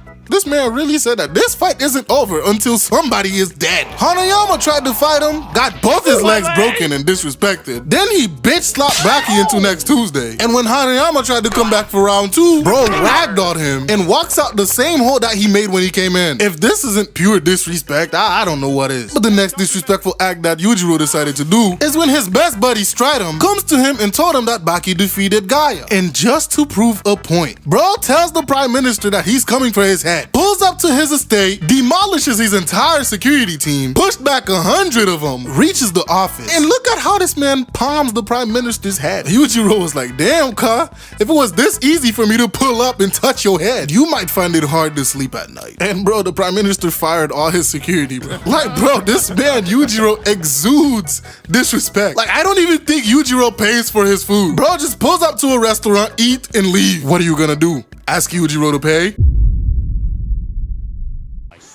Baki challenged this man to a fight. He pulls up, thank everybody for coming. Somehow, an earthquake was happening, right? And bro punches the ground, stopping the earthquake. Ain't no fucking and you know way, what's boy. crazy? Baki Boy, still ain't no wanted to way, fight boy. this man after he did this. Anywho, he pulls up, beat the brakes out of Baki, cause young Baki was severely underleveled for this boss fight. After it looked like he was gonna kill Baki, Emi finally decided to be a good mother for once in her life and tried to step in. And Yujiro responds with the bear hug of death, breaking her back and killing her. And you would think after this he's done being a savage. Nah. A bunch of Baki's friends and supporters came to watch the fight. All the people that lost to him in his journey. Yujiro turns around.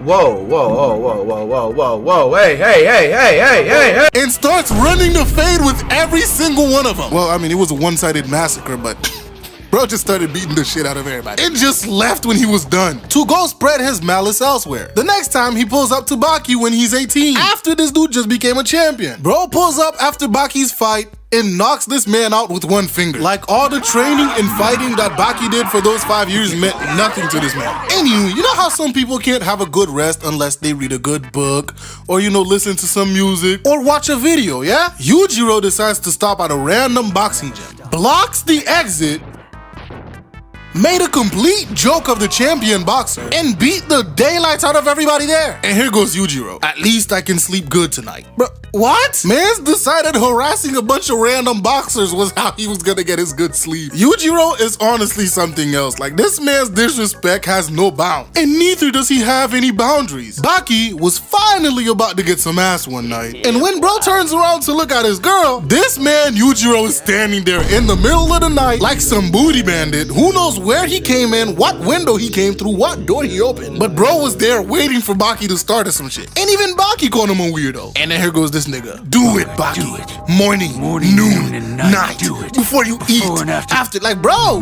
where did you come from? And just as he appeared with zero noise, bro disappeared into the night. Yo, Yujiro is something else, dog. After giving the most unwarranted birds and the bees talk known to man, bro just walks out the door like he was...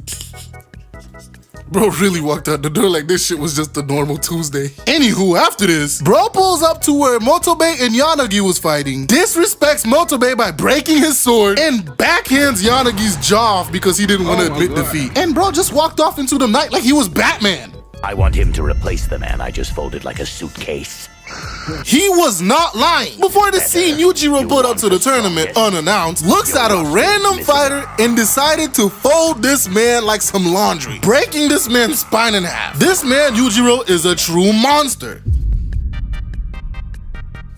Yujiro becomes part of the Raitai tournament, and so he made it his personal mission to disrespect 3,000 years of Chinese martial arts. First order of business, bro got in a fight with Ryukayo and rips this man's face off. And after every fighter on Yujiro's side demolished the Chinese ones, Kakukayo decides he wants to fight Yujiro. And by the way, Kakukayo is 121 years old. He used to have super big muscles, but after getting beaten by a dude with less muscle mass, he's like, damn, I need to follow his regimen. So he loses all his muscles, and now he's very strong. Baki logic. Not having a lot of muscles allowed him to use Shaori. Masterfully, I might add. Yujiro saw this and was like, I'm about to end this man's whole career. Yujiro, after seeing Shaori, was able to use it. Retsu was flabbergasted. Kaku thought Yujiro was gonna use Shaori against him, but dude was like, I am never using this shit again. He uses his demon back, and then Yujiro proceeds to demolish this old man. Dude had to intentionally stop his heart, just so Yujiro wouldn't actually kill him. Yeah, bro, leave it to Yujiro to completely disrespect 3,000 years of Chinese martial arts. Even though he could use techniques, he chose not to. And with his overwhelming strength, Yujiro goes around the world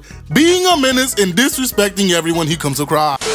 Just when you thought Baki couldn't get any weirder, they introduced Pickle, a literal cave person. Pickle has no chill, and the only reason that Pickle was revived is because of this hungry ass scientist. Literally, the moment Pickle showed up, this man was like, we're gonna revive him, right? Like, damn, Alan, relax. Everybody else turned to look at him like he was insane, bro, because they knew this wasn't gonna be good if he was revived. But hey, logic be damned, this man was hungry for some meat. And it wasn't even that, bro. He just wanted to be the first person ever to eat a T-Rex. Like, bro, why would you even want that accomplishment on your record? This nigga is so desperate for validation that he is willing to have first man to eat a T-Rex plaque in his office. And look at him, he is excited too, bro is skedaddling to the T-Rex. But unfortunately for him, Pickle smelled what he was cooking and decided to pull up. Mans was so flabbergasted that Pickle ate his steak. He pulled out a blick and managed to land 3 shots on Pickle. And look at his dumb ass face. I swear this is the face only a mother could love. Pickle literally threw the bullets at this man just as fast as a gun would shoot it. And bro only got hit in the shoulder. And then this disgusting ass nigga pees himself when Pickle starts chasing his ass to eat him. Bro fires off some shots, but that shit did nothing. And mans got caught by Pickle.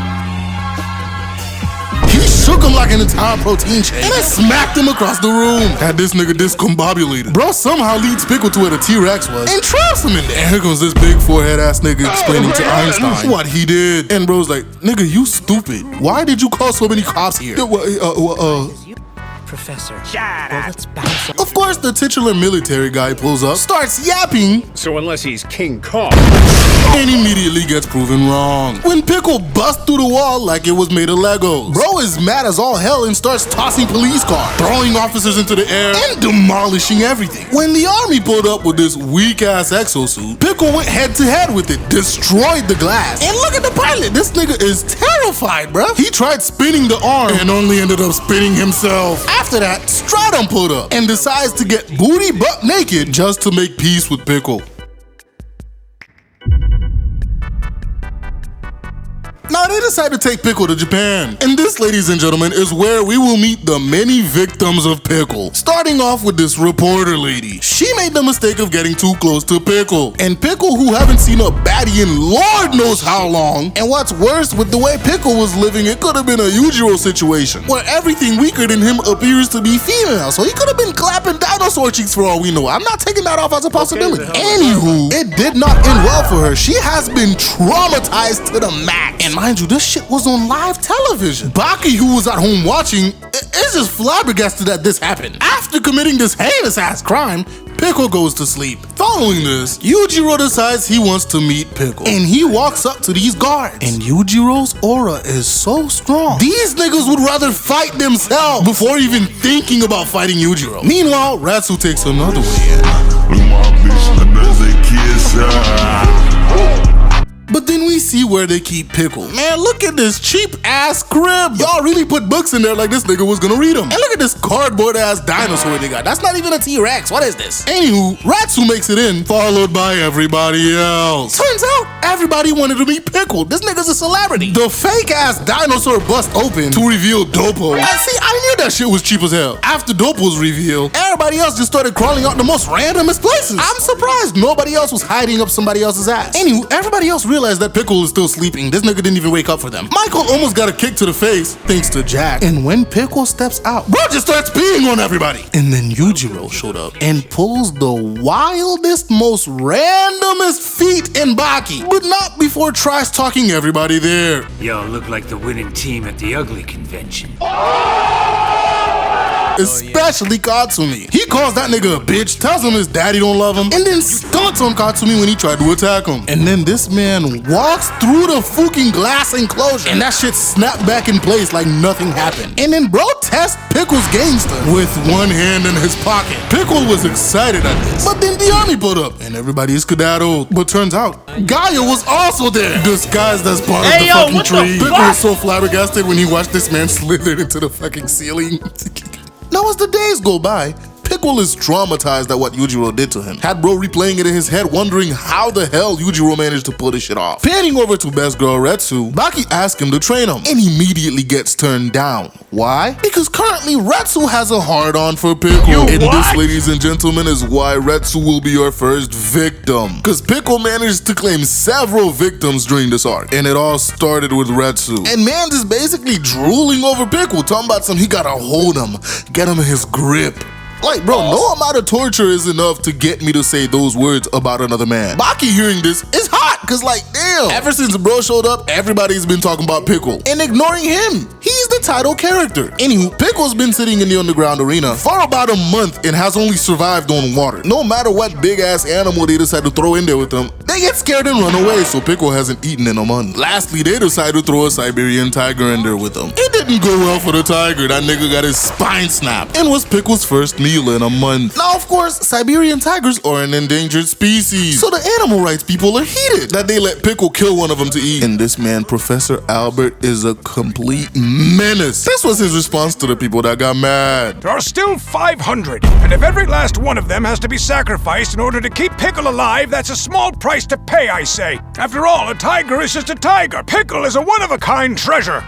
Bro, it's like we could sacrifice them all for all I care. Retsu proposes to Tokugawa that they should feed him to Pickle. Like, brother, are you that bored you don't have anything else to be doing other than fighting this caveman? You're even offering yourself up as food. And they let him go through with this shit, cause nigga pulled up to Pickle and he immediately goes on alert and immediately has his fighting stance up. Pickle throws the first hit, sending Retsu crashing to the wall. And when Pickle comes in for a second attack, bro gets countered. A shoe straight to the face, followed by a hair flip, and then bro gets put on his ass, ending the combo with another kick straight to Pickle's face. Retsu had everybody flabbergasted. Pickle was even worse, cause bro was crying until he wasn't, and bro gets mad. Goes for an attack, gets countered again. Gut punch followed by a mean smack to the jaw. Bro had Pickle levitating, and the combo was not even done, cause man's pulled out the stink meter special. And bro was going ham on Pickle, straight hands and feet. Had that caveman's brain dancing in his goal, or so he thought. Until bro gets clapped, and Retsu was KO'd immediately. And look at Pickle grabbing this man like he was a ragdoll, only to eat this man's shoulder. That woke Retsu up and he countered, only to get chomped on again. So bro countered again with an elbow, finally escaping. And after watching Pickle chew on that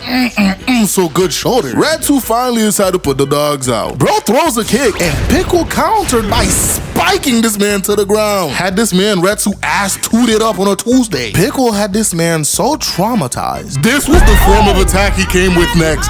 You cannot make this shit up, bro. This is straight out of SpongeBob. Pickle is looking at this display, and he's genuinely pitying this nigga right now. Like, bro is so flabbergasted at this. You know when you're play fighting your younger sibling and none of their hits are doing anything to you? Yeah, that's it right here. Pickle goes to smash him, but Retsu's 4,000 years of Chinese martial arts trained body responds automatically by blocking it. And then bro did it again using Kung Fu without even trying. Bro blocks another hit and countered with a 4-hit combo. Now, as we all know, logic in Baki already went out the window. But after this, I think Baki logic just left the entire fucking state. Cause bro starts talking to his Force Ghost. I think Pickle hit him so hard that this nigga's hallucinating, but hey, that's just a theory. Anywho, Retsu's finally in his right mind after getting hugged by his Force Ghost and immediately starts countering. Demolishes Pickle's balls. And bro just starts dogging him with the toes, putting Pickle back on the ground. But ladies and gentlemen, this was the beginning of the end. As Pickle gets in his primal stance, he launches at Retsu and sends this man flying into a wall, laying Retsu out. Pickle cries and walks towards his meal. And when Tokugawa tried to come in to say something, man's got smacked by Pickle. Afterwards, Pickle sits down to enjoy his leg. So yeah, that's how Retsu became our second victim. I know earlier I said that Retsu was the first victim, but the first victim was the reporter. And the news of Retsu being turned into food got around really fast. So yeah, Retsu got his ass ate by Pickle. What? The hell no! Anyway, after having a hearty meal, Pickle decides he wants to go paint the town red. And that's where we meet Pickle's next victim, Takashi. Bro's walking through the street with a fire fit on. And here goes the narrator with his bullshit saying that this nigga's 21. Bro looks like he's 35 with 2 kids. I'm not hearing it. And what's worse is bro's walking around in the middle of the night looking for somebody to squabble with because he just wants to hurt somebody. Serious? And bro pulls his meat out to pee on some garbage and gets grabbed by Pickle. Mind you, this nigga Pickle grabs him by his meat, bro. Pickle does not care. I don't know what happened to the other guy, but Pickle walked out with a new fit. Look at the atrocity this man has committed with the shoes. Bro had everybody staring like he was the next top model. While Pickle was out for his midnight stroll, Truckun decides he want a piece of him.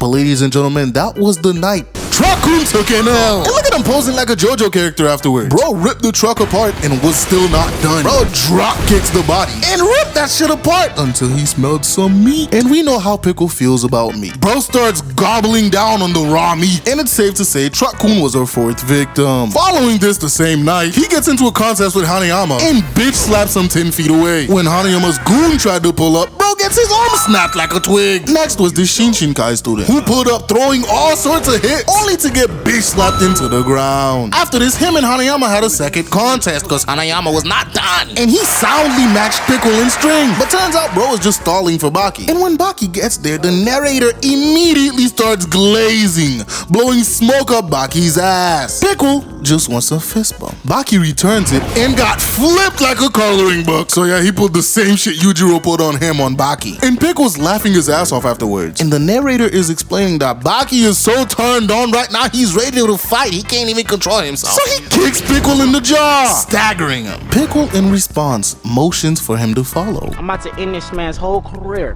Meanwhile, Katsumi was getting hold the entire season. Bro pulls a bullshit move on Doppo, knocking him out to go fight Pickle, only for that nigga to be gone. Now we pan to Pickle and Baki at the underground arena, and Tokugawa is reprimanding Pickle for being a bad boy, completely forgetting that last time he did this, he got bitch slapped in Ragdoll. Now Baki and Pickle square up the fight, and Baki starts pulling his main character nonchalant type shit, only to get kicked into the stands. Not gonna lie, Baki, you don't look so good. Pickle, on the other hand, is emoting. I swear, if Pickle could talk. Oh yeah, you thought you was hot shit, but then I folded your clothes while you was wearing them. Now, ladies and gentlemen, we already met Katsumi, and the only reason he hasn't fought Pickle yet is because he's being tenderized by the show. They're prepping him up to be a victim, don't worry. In his journey of prepping to be a victim, Retsu pulled up and decides to train him. Now, Baki ended up with a footprint on his stomach. Looks like nigga got kicked by Bigfoot. Yujiro, on the other hand, is threatening Tokugawa for no reason. Anywho, to contain Pickle, they had to use 140 dozen barrels of chloroform to keep this nigga knocked out. And that bitch still barely worked. Meanwhile, Katsumi just learned to punch at the speed of sound. Now, are you ready to hear the Baki logic behind this? Because this man imagines himself having way more joints than he does, he is now capable of punching at the speed of sound. Great! Meanwhile, Baki is fighting against imaginary dinosaurs. But ladies and gentlemen, the show has gotten Katsumi nice and tender, perfectly ready for Pickle. They even brought his mom to watch. Actually, they brought both of his moms to watch. As he enters the stadium, we see the results of Baki's fight with the dinosaur. And bro is not looking too good. Katsumi enters the stadium and receives a rousing welcome. Even Retsu and Kaku were joined in. And when they let Pickle out, bro immediately goes on the attack, only to be countered soundly by Katsumi. So Pickle goes back for a bite, only to get kicked in the ball. I swear it's not a Baki fight until somebody gets kicked in the balls. Katsumi follows it up with a sweet chin music and I won't pass the ox 8 and had everybody flabbergasted until Pickle started grinning and kicks Katsumi, sending this man several feet back. Even though he blocked, that nigga landed on his face. Bro gets up and gets ready to use his new technique. Meanwhile, Pickle pulls a Yujiro stance because he's going hunting. Unfortunately for Pickle, his opponent got some oomph to him and Pickle gets dropped 4 on the floor, ass tooted up. But Katsumi didn't get out unscathed. His finger fingers are cooked. And bro still hits Pickle 2 more times with the same technique, dropping Pickle again. And just like before, bro lost an arm and a leg. But Pickle was not done. After getting hit like that, man's pulled out his primal stance. But turns out Katsumi had a final technique up his sleeve. Turns his entire body into a whip and smacks Pickle, dropping him again. And Pickle looks laid out for good. But look at this nigga's arm! That shit is done. But since it looked like Pickle is done too, everybody cheers. It's a great moment. Everybody is excited. But then Pickle got back up. Cause it turns out bro was just sleeping, waiting for his prey to get weaker to eat him. And there's nothing Katsumi could do anymore. Pickle, of course, chomps off his arm. But in a rare turn of events, Pickle doesn't eat the arm. Bro prayed for his sacrifice. And for the first time, Pickle genuinely cried for his victim. Now later that night, Yujiro goes aura farming at a bar with Dopo. And then we pan to Baki, who's gone completely insane. Look at his eyes. Those are not the eyes of a sane person. Bro wants to fight Pickle tomorrow. He can't wait. But before that, I introduce Pickle's next victim. None other than our favorite steroid abuser, Jack Hanma. Bro pulled up to fight Pickle in the strangest way possible. Man's asked for a bite off. And just like that, they're going at it, bro. They're eating each other's faces. Unfortunately for Jack, Pickle has a stronger bite force and rips his face off. And look at this nigga chewing it like this shit was some beef jerky. But shit, Jack was not done. Bro came back and uppercuts this man to the fucking moon. Until Pickle started taking the fight serious and took it into his primal stance. He launches and gets countered, sent flying into the stand. And for a good moment, Jack was getting that shit in, bro. And then he made the mistake of biting Pickle's ear off. And Pickle got so mad, bro started stunting on this man, just showing off his pure speed. And then Pickle decides to retaliate with the meanest juggle combo I have ever seen. Bro uppercuts him, spikes him down, and before his head touches the ground, bro gets smacked into the air again, and then dogged with a right, demolishing this nigga's jaw. And yeah, that was the end of the victim known as Jack Hanma. And even though Jack was laid out, bro had a trap set for Pickle. Unfortunately for him, Pickle was traumatized by a wasp as a kid, and Tokugawa was too short to get hit by the trap. And you know Pickle had to hit the victory dance. But ladies and gentlemen, that was not the end of Jack Hanma. After getting treated by Dr. Kureha, bro pulls back up to Pickle, and bro had Pickle spooked. Look at the look on his face. And bro out of nowhere just starts kicking the fuck out of Pickle. And man's really had Pickle skedaddling away, bro. He was running. But then Pickle was like, hey, wait a minute. I ain't no pussy. Bro turns around and smacks the fuck out of Jack. Turned that man into a Beyblade. When Jack woke up from the hospital again, he wanted to go back and fight Pickle. Until Baki told him what happened after he got clapped. And to say it was embarrassing is an understatement. And Jack got so mad, bro started crying, dog. Like bro wasn't even an opponent anymore. He was straight fool. Anywho, Baki decides Pickle has had his last victim. And bro chooses to stay in the ring with Pickle until it's time to fight. But that's for later. Now it's time to eat. And Pickle's so nice, he's even willing to share his T-Rex meat with Baki. Now after a bit of time, Baki decides he wants to rage bait Pickle. And of course, Pickle fell for it, attacking this man, pushing him to the edge of the ring. And Baki responds with a stink meaner special, followed by a mean kick to the mouth, dropping Pickle. By the time Pickle got up, man got kicked in the face, followed by Baki coming straight from the top rope and stomping on this man's face. And look at everybody's flabbergasted that Baki's doing this. And then bro puts him in a rear naked choke. And right when he's about to pass out, Pickle the demon jumps all the way to the highest point of the arena and drops with Baki on his back. Every single cell in Baki's body was calling for death. Pickle, seeing the damage that he's done to Baki, gets on his knees and he's about to pray for his dear toy. But Baki wasn't having it. And what's even worse is Pickle started toying with this man. But you're not ready for the wildest part, because Baki went up there on his own and dropped himself just so he could get his body out the state he was in. I mean, he injured himself even more, but okay. Anyway, while Pickle's standing there confused as all hell, Baki proceeds to rattle his brain with a 3-hit combo, dropping him. And when Pickle got back up to walk, the floor decided to come up to him. At this point, Pickle thought Baki was a wizard, because how did he move the floor? But this was not the worst that Baki could do, because bro proceeds to use the whip strike on Pickle. And he didn't just hit him once, bro hit him 2 more times. After this, Pickle decides to get in his charging stance, and Baki in return just started imitating animals. After he was done with the regular creatures, bro started doing dinosaurs. Like, nigga, this is not charade. Sit your ass down. But of course, Pickle, who's a primitive man, is flabbergasted and gets caught by Baki and flipped. Bro had Pickle so confused. And then he charges this man in his Triceratops stance. So Pickle pulled that one move he used against Jack, springboarding against the arena. And just like against Jack, bro got flung 60 feet away from Baki. But then Baki, the rage baiter that he is, starts peeing around the ring, claiming it as his own territory. And Pickle jumps down, mad as all hell. And when Baki approached, bro planted Baki in the ground. And before Baki could even process what happened to him, Pickle starts stomping, doing an entire praise break on Baki. He gets back up somehow, and Pickle launches him into the air with an uppercut. And Baki was legit in La La Land while he was in the air. Bro lands and pulls one of the wildest lock-in moments I have ever seen. Bro literally turned into UI Goku, weaving every single hit. And then the magnum opus. Bro uppercuts Pickle straight in the ball. Bro literally turned Pickle into a Beyblade. After a hit like that, Pickle had to get serious. Pickle finally decides to transform into his final form by completely relocating his joints. Now logic would dictate that Baki was about to get thrashed, but Baki started countering the daylights out of Pickle. Bro throws a right haymaker and gets his brain rattled. When he throws an overhand, bro falls straight into an uppercut. And just like that, ladies and gentlemen, Pickle was getting thrashed. Bro had this man on the rope. Pickle even tried bolting across the arena, but Baki was right there with him, countering him every time, until he finally puts Pickle on his ass. But then Baki, this absolute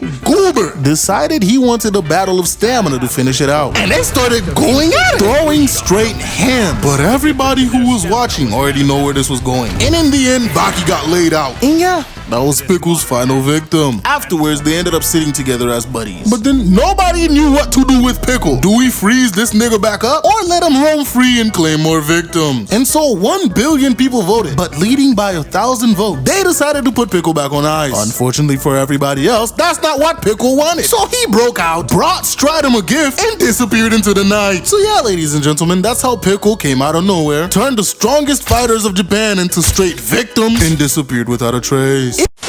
Baki not making sense is a universal constant. It is a law. From Ratsu running on water, Baki fighting imaginary animals and people and taking real damage, to the narrator gaslighting the daylights out of you whenever he tries to explain something, and the magnum opus, Yujiro's dead father pulling up as a force ghost and going, damn bruh, ain't no way you struggling against your kid, bruh. That is crazy. Wouldn't let that happen to me though. Baki, why you playing around with that man, bro? I know you could beat him. During one of the greatest father versus son fights in anime. And you, the audience, is standing there like, how did we get here? Well, ladies and gentlemen, that's where I come in. Now, ladies and gentlemen, Baki was born out of some wild circumstances. Yujiro, who was fresh off fighting in wars with his bare hands, has the title of the strongest creature on Earth, was suffering from success. Since he's the strongest creature on Earth, he really doesn't have any challenges. And so he decides, damn, if nobody gonna challenge me, I'm gonna make my own challenge. So he pulls up to a party, glares at Emmy, kisses her in front of her rich husband, and then later that night put up to their crib, ran through his entire security detail, grabbed her husband with one hand, snapped his neck right in front of her, and then bro's like, you're gonna birth me somebody to fight, a boy named Baki. And so from then, Baki was given state-of-the-art equipment, the best coaches and scientists to prepare him to fight Yujiro. But ladies and gentlemen, even with all that, the only thing Baki truly ever wanted was his mother's love. But this bitch is insane, bro. Imagine a man pulls up,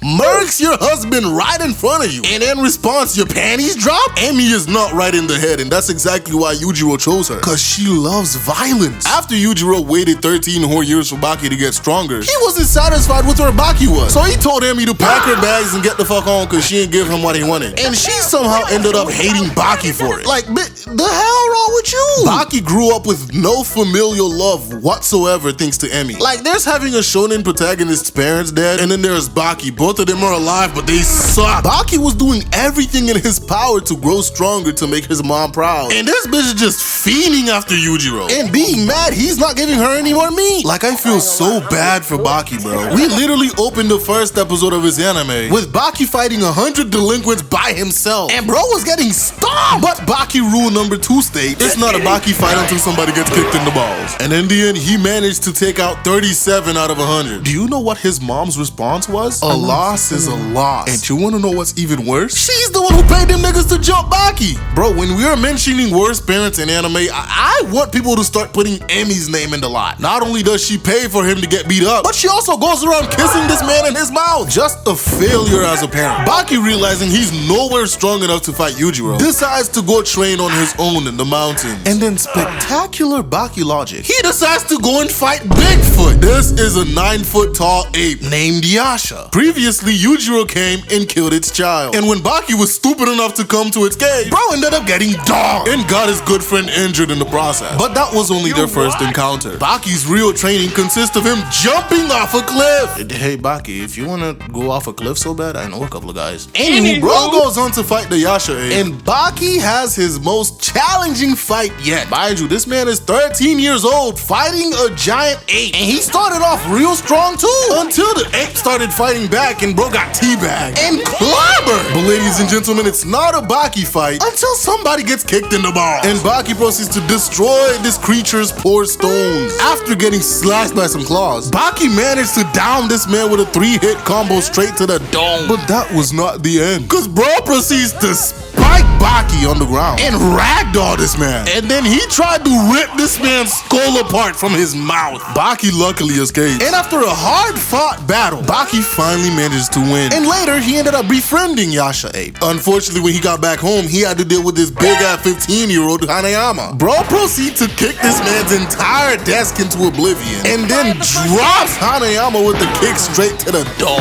Unfortunately for Hanayama, before he could get his revenge, the Popo pulled up. So their fight had to wait. Now, all of this is so Baki could get stronger. He goes up against stronger and stronger opponents so he could increase his strength in an effort to impress Yujiro. At the start of the anime, Yujiro was Baki's iron. Like, he genuinely looked up to this man for his strength until his fight with Hanayama. Because Hanayama gave Baki his biggest challenge and was seen as a stepping stone to get closer to Yujiro's strength. How laughable that statement is. Anywho, Kaoru got so mad that he got dropped. Mans was taking his anger out on a random car. And then bro goes to this professional boxer, Yuri, who previously put the beats on Baki when he challenged him. And bro just went and demolished his hand to force Baki into a fight. And bro stalked Baki around for days. And when he finally got his hands on that man, Brody went to town, dogging the daylights out of Baki. This man even threw an entire speaker at him. And that was not the worst that he did. This man full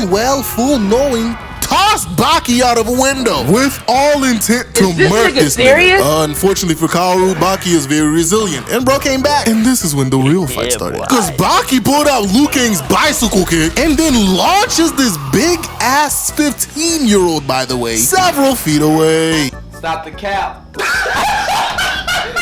the cap right now. Stop the cap.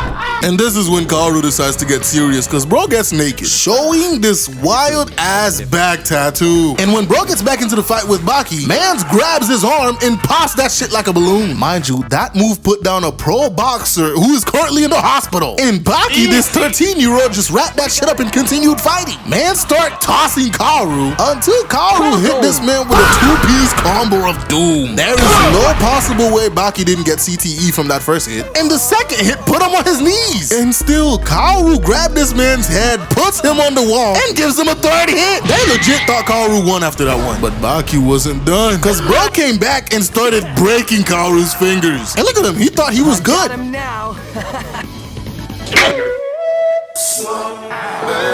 Sent his ass right back to the crater he was in. And they both fell to the ground after a hard and exhausting battle.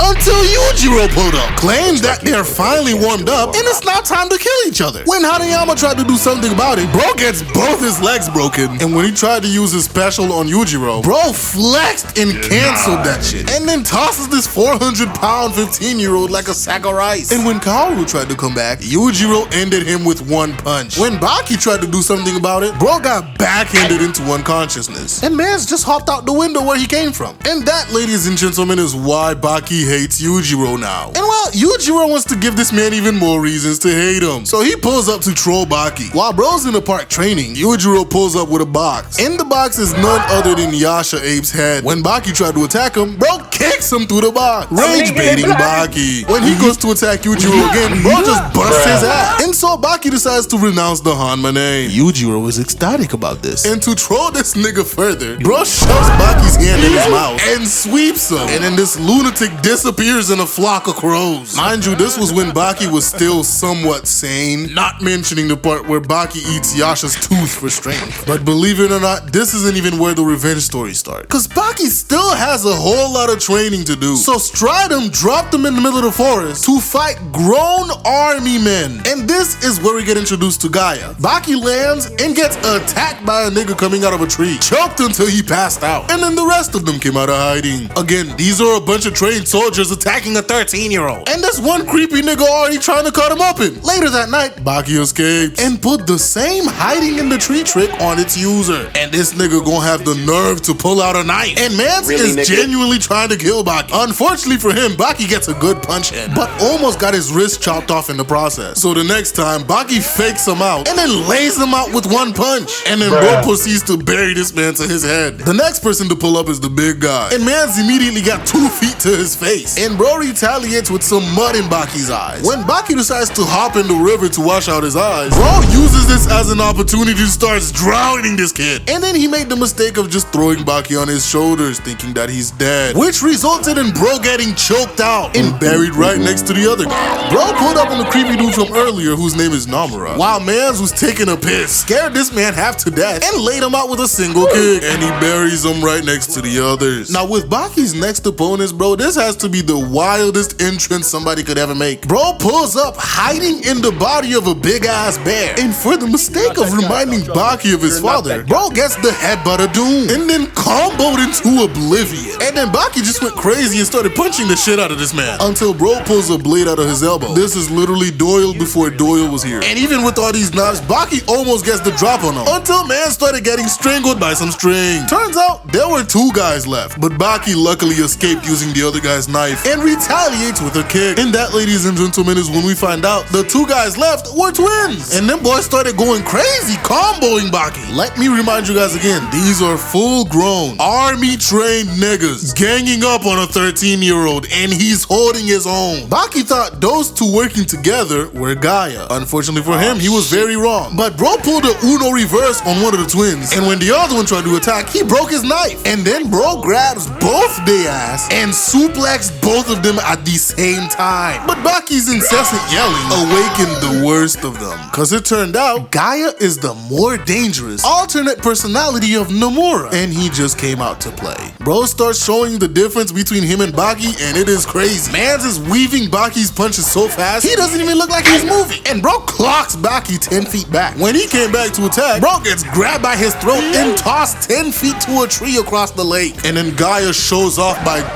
editing JP here, and I had to stop the video to make this segment about this Dora the Explorer has jumped this man Gaia just did. In the words of a great man, if you don't jump your ass into an Olympic arena, bitch, you do great. Like, I didn't even stop to think about how wild this jump was while recording. And what's worse is the face he's making. Bro look like he's about to give the greatest back massage ever, jumping across that lake himself, followed by this man punching Baki through a tree. When Baki tried to come back to attack, bro smacks him, picks him up, and spikes him in the ground at 60 miles per hour apparently. See, this is where the ridiculousness starts. And this was not the end of the abuse, cause bro decides the ground is too soft, so he does the same shit on the water. And somehow Baki survives this, comes back, and starts actually putting up a fight until he wasn't. And that's when Gaia started giving lessons and telling his backstory. Turns out bro got caught and put in front of a firing squad, and Mans was so terrified he lost all his hair, but was saved at the last possible moment by his ally. And that is what awakened Gaia. And then Mans start yapping about how he's superhuman, and bro just starts dogging Baki. Now unfortunately for Gaia, Baki is learning while he fights, and bro learns to let his body do the talking, and immediately he starts countering Gaia. Bro tries to pull a primary lotus on Baki, but bro sticks the landing and counterattack, eventually headbutting Gaia. And then responds, this man yells so loud and discombobulates Baki. he just walks over and puts this man in a choke. Unfortunately for Gaia, Baki is very resilient. He escapes from the choke, drops Gaia, and then kicks this man in the back of the head. But ladies and gentlemen, Gaia is known as a master of environmental combat, and this is what he's about to pull out. Bro throws water in Baki's eyes and cuts this man using a reed as a blade. Bro then jumps off Baki, grabs a rope, and starts strangling this nigga. But then he made the mistake of mentioning Yujiro in his ear. And of course, Baki ends up escaping. Gaia gets angry and tries to attack Baki, only to break his hands on this man's rock hard abs. And Gaia just gets comboed into oblivion. And then bro goes for the jugular, knocking out Gaia. And yeah, that's how a 13-year-old Baki put the beats on a bunch of grown men. Now following this, Yujiro gets the news that Baki defeated Gaia. So of course he has to one-up this nigga. He calls the prime minister and tells this man, hey bro, I'm gonna come to your house in an hour and take your head. So of course bro hires a bunch of security, and Yujiro pulls up, push back 100 niggas by himself, runs in through the front door, claps the 2 security guards with a gun, and casually puts his hand on the prime minister's head. And bro tells the prime minister, I'm not gonna kill you today, but this was just to show you that your security is ass, and I can kill you whenever I want, so watch your back. The prime minister fired all his security detail that day. Now the time was drawing closer for Yujiro to fight Baki, but before that, Baki had to get some more training in. First with Yuri, who he called too slow and suplex, followed by Hanayama, which he took several full-powered hits from this man and countered, knocking the wind out of this man. While this was happening, Gaia thought it was a good idea to fight with Yujiro. It didn't go well for him. Bro legit got turned into a lackey. Anywho, all of Baki's close friends pulled up to watch the fight in support him. And his own mom, by the way, was standing behind Yujiro while he stands alone. Like,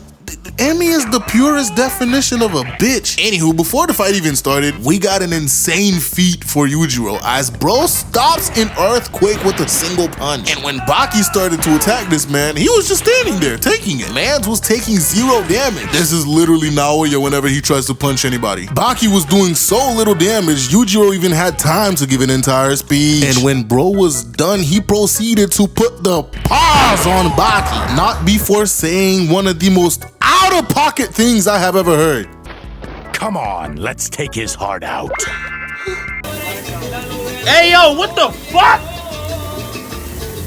And look at this bitch Emi, she starts smiling. Yujiro attacks Baki and he tried to pull a Uno reverse, only for Yujiro to pull a nah nigga. And afterwards, man just started putting hands on Baki. Even though broski was clearly knocked out, he was still going, he did not care. And during this, Emi is just elated that Yujiro looks so happy. Until she got closer and sees that her only son is literally close to death. And that's when, for once in her life, Emi decides to be an actual mother. Except she made the mistake of challenging Yujiro, and Mans gave her the hug of doom as a result, sentencing her to death. And when the policeman pulls up and is like, hey bro, this is literally murder, like we're gonna have to take you to jail, Yujiro backhands this man and then proceeds to decimate everybody that was there. And at the end of the day, Emi died holding her only son in her hand. After the events of that day, Baki hated his father more than ever, and that's when he vowed revenge. The next time Yujiro fights Baki, that shit was not even close. He pulled up 5 years later in the underground arena, and when Baki goes to attack him, bro casually ate the punch, grabbed his mouth, and knocked him out with a finger. Now the next time Yujiro and Baki fought was during the Raitai tournament. Baki got way too big for his breeches and decides to rage bait Yujiro into a fight. Baki, my guy, you should really chill out. Like bro, your shoes are untied. This dumbass looks down and immediately gets attacked. And for his reward of rage baiting Yujiro, bro gets pushed through an entire wall. Now the next time we see these two fight, we witness peak Baki logic. Yujiro invites Baki over for dinner, but Baki ain't care about all that, bro. He just wanted answers. He wanted to know why Yujiro killed his mom 5 years ago. Yujiro wasn't trying to answer any of that shit. So of course, Baki ended up getting handsy. And then he was turned into a Beyblade. Sat your ass down. Yujiro proceeds to sun him even further by forcing him to get an attention and spanking him. Almost threw his ass out the window. Now you know when you about to get a whooping and you somehow make the mistake of grabbing the belt? Yeah, since Baki moved his hand, Yujiro decides to kick this man through a wall. And as if that's not enough, Yujiro decides to jump out the window with both of them. And here comes the narrator trying to explain how they survived this. They even brought in an expert to explain, like this shit was an episode of Pawn Stars. And of course, Yujiro gets up like that shit was nothing. But Baki, on the other hand, he needed help getting up and decides to smack Yujiro in the process. Smack your goddamn daddy!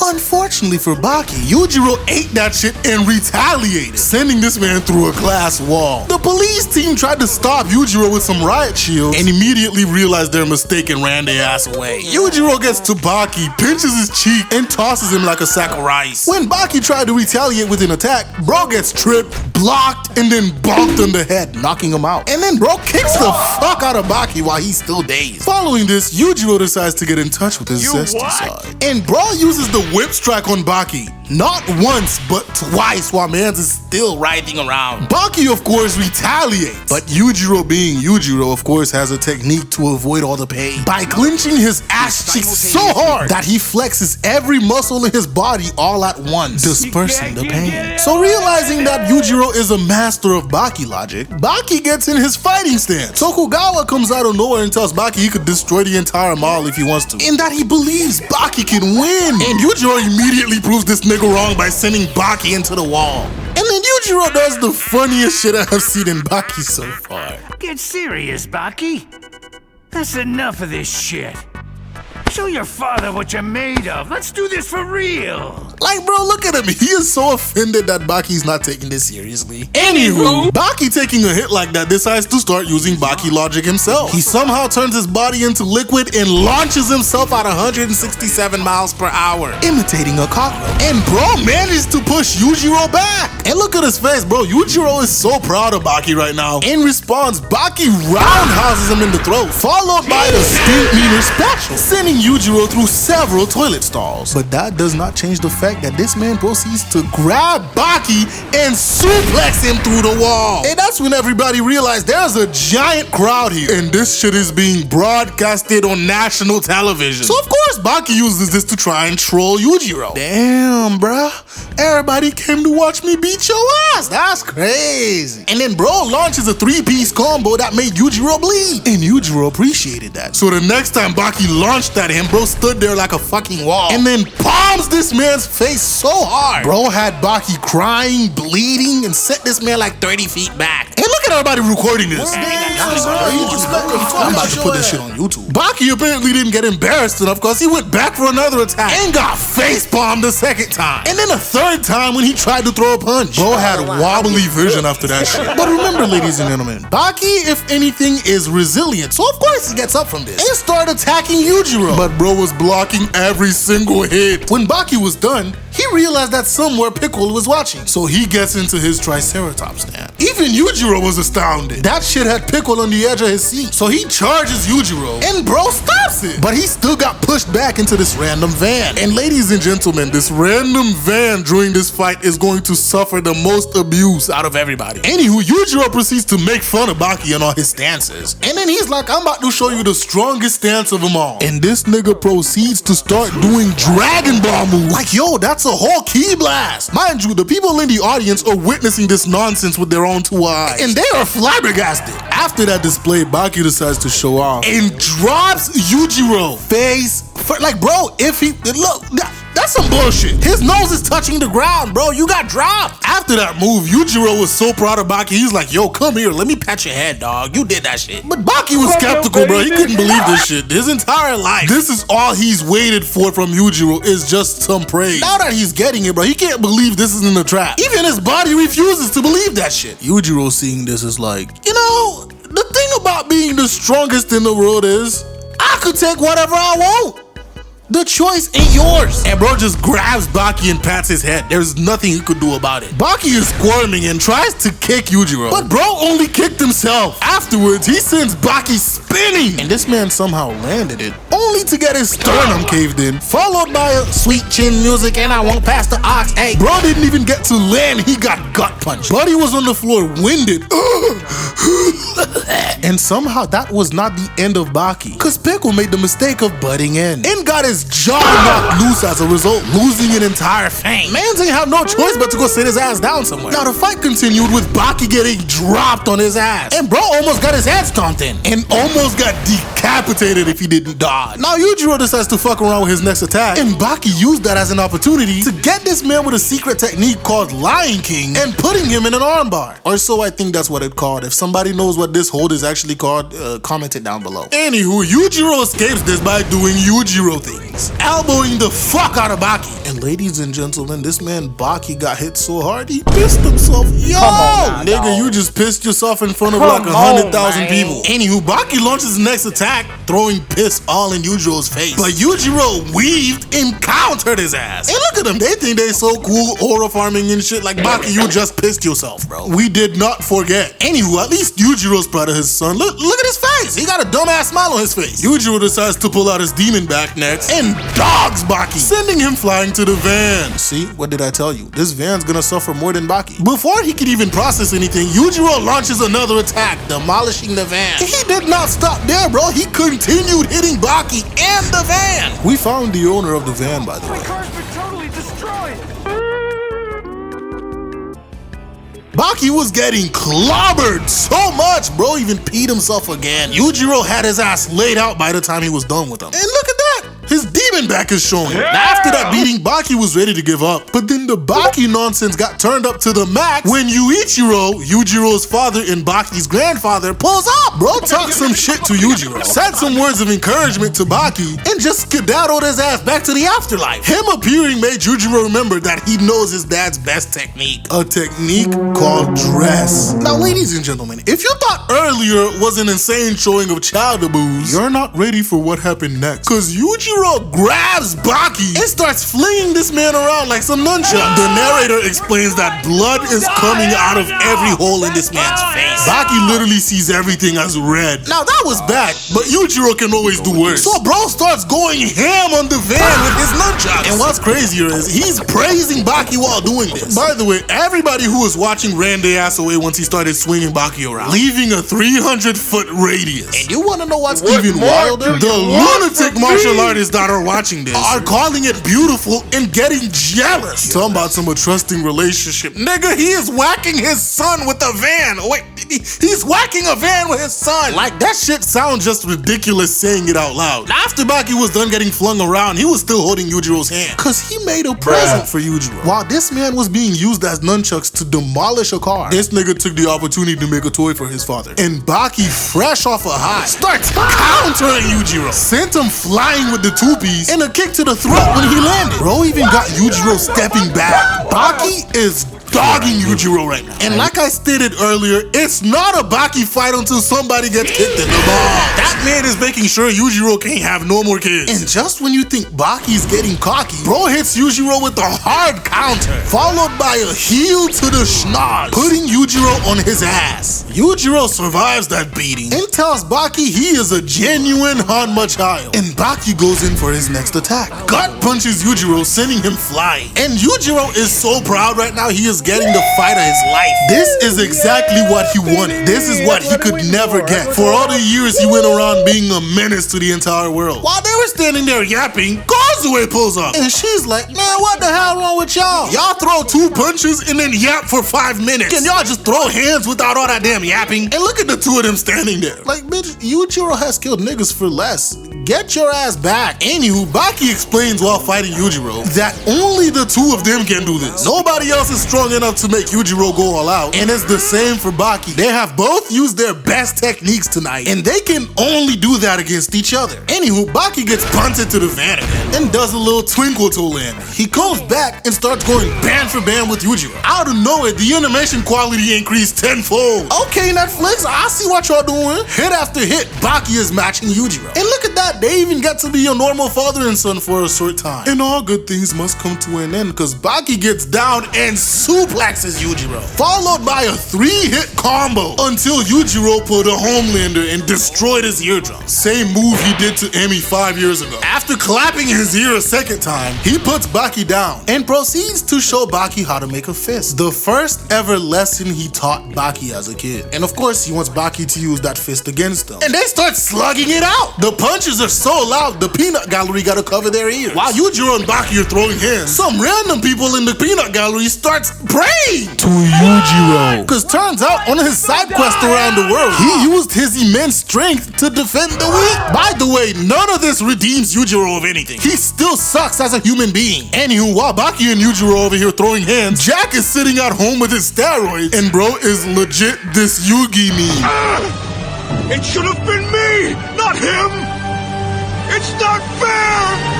Anywho, after beating the shit out of each other, Yujiro grabs Baki, and he gave him the hug of death that he gave Emi 5 years ago. But Baki isn't Emi, and even though this nigga was KO'd on the ground, his spirit started attacking Yujiro. He tells that nigga to chill out, and proceeds to make imaginary soup. And the two of them sit down at an imaginary table, and this nigga Baki has the nerve to say that the soup is salty. Bro flips the table, and Yujiro goes to grab it, but then there's nothing there. And the peanut gallery is flabbergasted that the imaginary table is gone. Jesus Christ, Baki makes zero sense. Anywho, Yujiro's like, yeah, bro, I lied. The miso soup was salty. And then he declares Baki as the strongest in the world. Cause Baki made the strongest man in the world get in the kitchen and make some miso soup. And the essence of strength is imposing your will upon others. Mind you, Baki doesn't even know he was declared the strongest in the world. Cause that nigga's eardrums are torn to shreds. Anywho, Baki concedes defeat and hand the victory to Yujiro, while Yujiro passes down the title of the world's strongest. And yeah, that was the ending of the greatest father and son fight in anime history. So yeah, if Yujiro had just waited 5 more fucking years, he would have gotten a good fight out of Baki. But nah, he decided to beat up on a 13-year-old and kill his mom.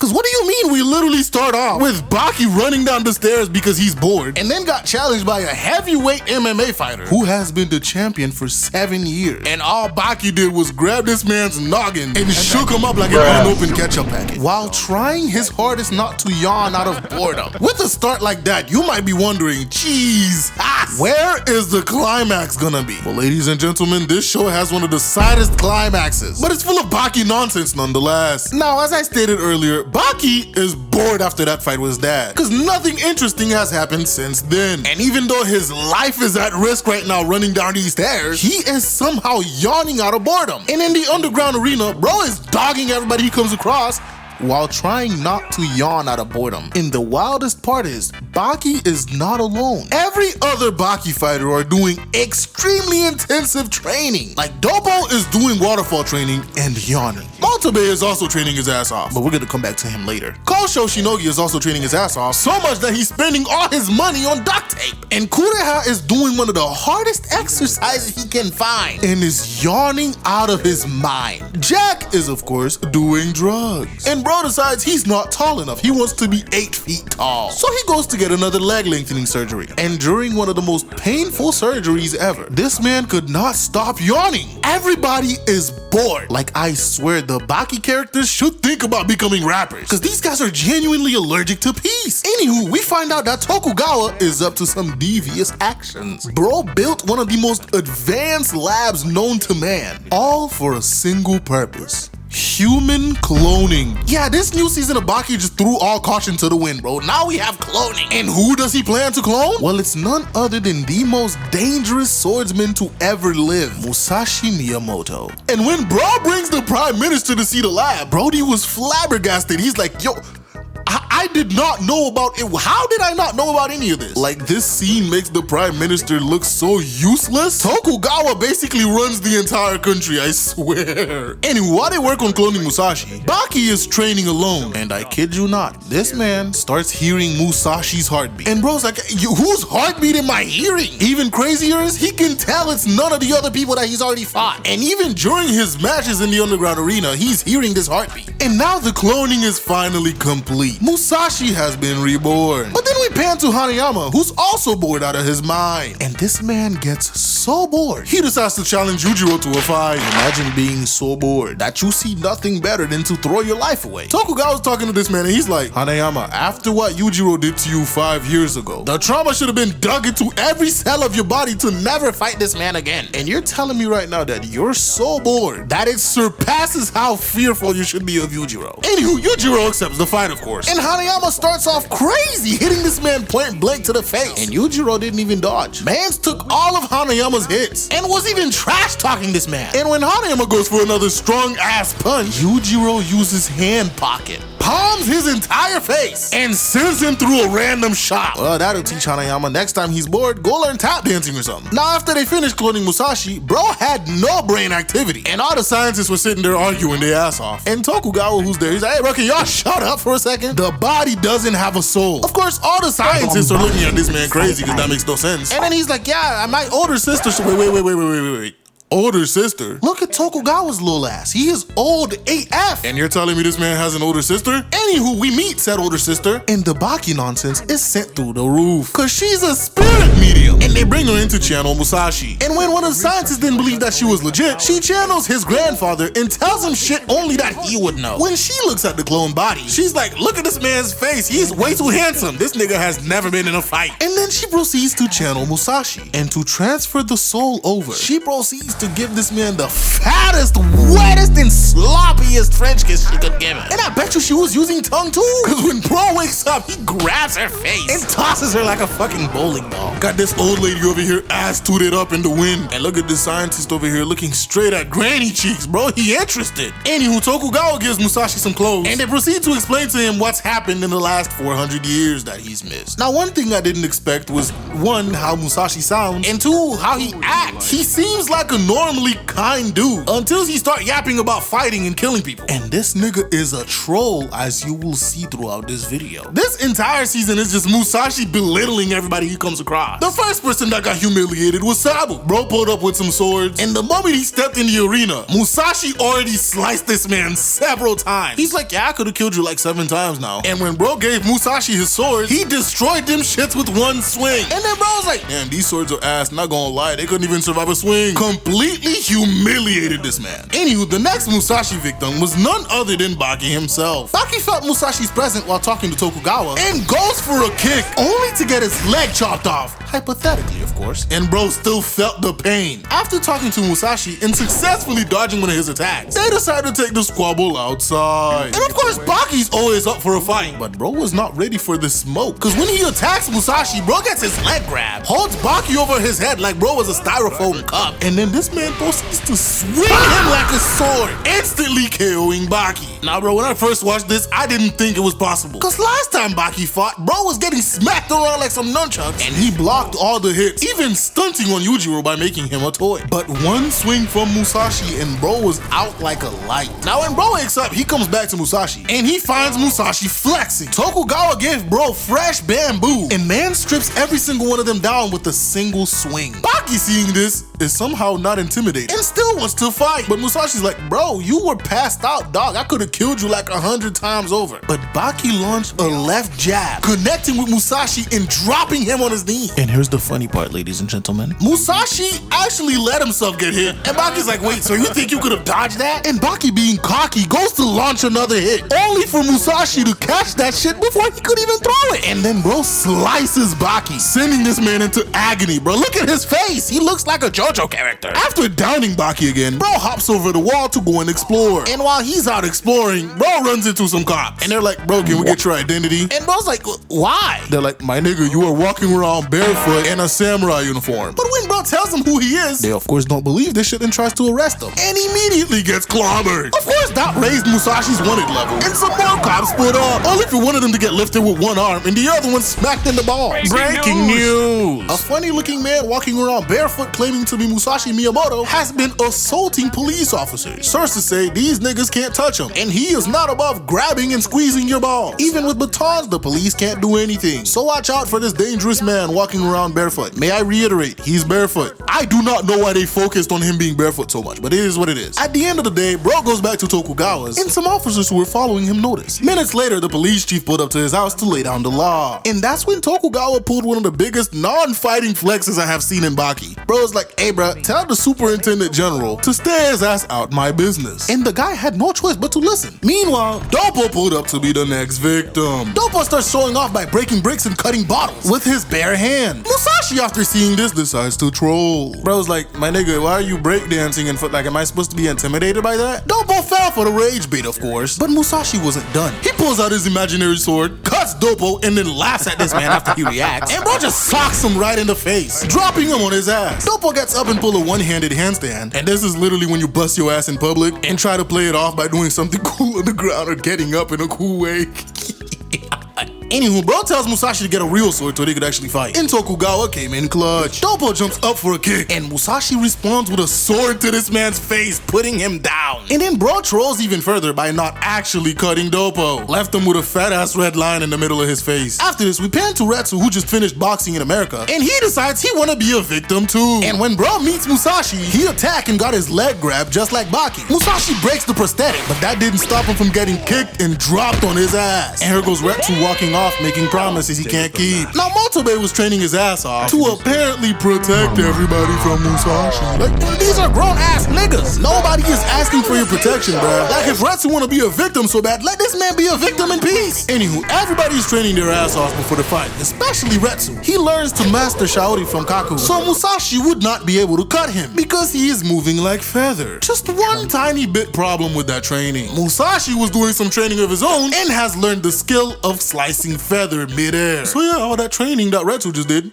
useless. Before the fight, Motobe pulls up to Retsu, of course, to spout his bullshit, telling Retsu he has to get through him first before he could fight Musashi. And of course, they get into a squabble, resulting in Motobe getting put on his ass by Retsu. Of course, he didn't take his out gracefully and decide he still wanna fight. So Kaku had to step in and knock his ass out to give Retsu a chance to rest before the fight. Now, day of the fight comes and Retsu starts off by throwing a shit ton of kunai at this man. But Musashi is no slouch. Bro dodged, grabbed some of them, and slices the last one in half. So then Retsu takes off his shirt and starts throwing dirt in this man's eyes. Unfortunately for him, Musashi's a fish person and does not blink even though he got a teeth in his eye. Following this, Retsu distracts Musashi with his shirt, getting him good in the face with a 9-section whip. And then Retsu starts spinning him. Musashi, on the other hand, smiles. Like I've said for Toji before and any other menaces like him, if you're fighting somebody and you get them with a good hit and they smile afterwards, it's a surefire sign you're fighting a lunatic and there is no winning. Following that grin, Musashi catches his whip and yoinks them from Retsu. And here he goes trolling again. Bro says these shits have no weight and are made out of poor quality. Swings them bitches one time and destroys them.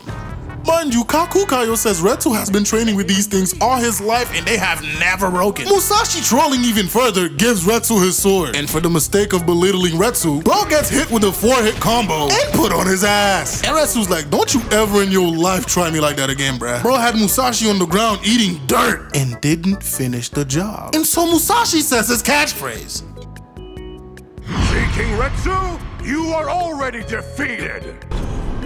Bro was flabbergasted everybody in the stands knew his catchphrase. And then he decides to continue trolling Retsu. Bro tosses his sword in the sand and approaches Retsu without his weapon. Remember last time he did that, Retsu said don't ever try him like that again? Well, Musashi took that shit as a challenge. Retsu throws a punch, gets blocked, but bro counters with the ponytail. Followed by a sweet chin music and I won't pass the ox egg, dropping Musashi on his knees. Retsu tries to go for a final kick, but got his peg leg grabbed. And Musashi was holding this man just like he did Baki. Of course, we all know what comes next. Musashi gets prepared for a sword swing, swinging Retsu face first into the ground. Even though Retsu bounced back up and stood, he was still KO'd. After Musashi flips him awake, bro whiffs a kick. And when bro goes to attack again, he gets blocked both times. When Retsu tries to kick, bro gets blocked and Musashi flips him, breaking his elbow in the process. So now one of his arms are useless. After being ragdolled, Retsu took Baki's stance. Musashi pulls up and decides to troll some more by attacking him with a scimitar and not actually cutting Retsu. When Retsu tells Musashi to finish it and he tries, bro pulls the Uno reverse with a heel to Musashi's face, dropping Musashi one more time. Everybody in the peanut gallery is like,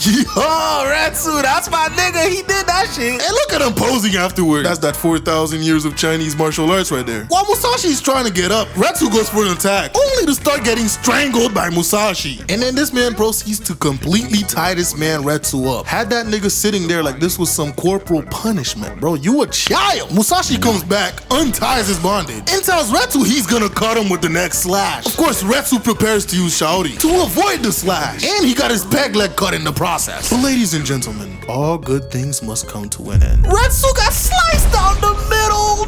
No!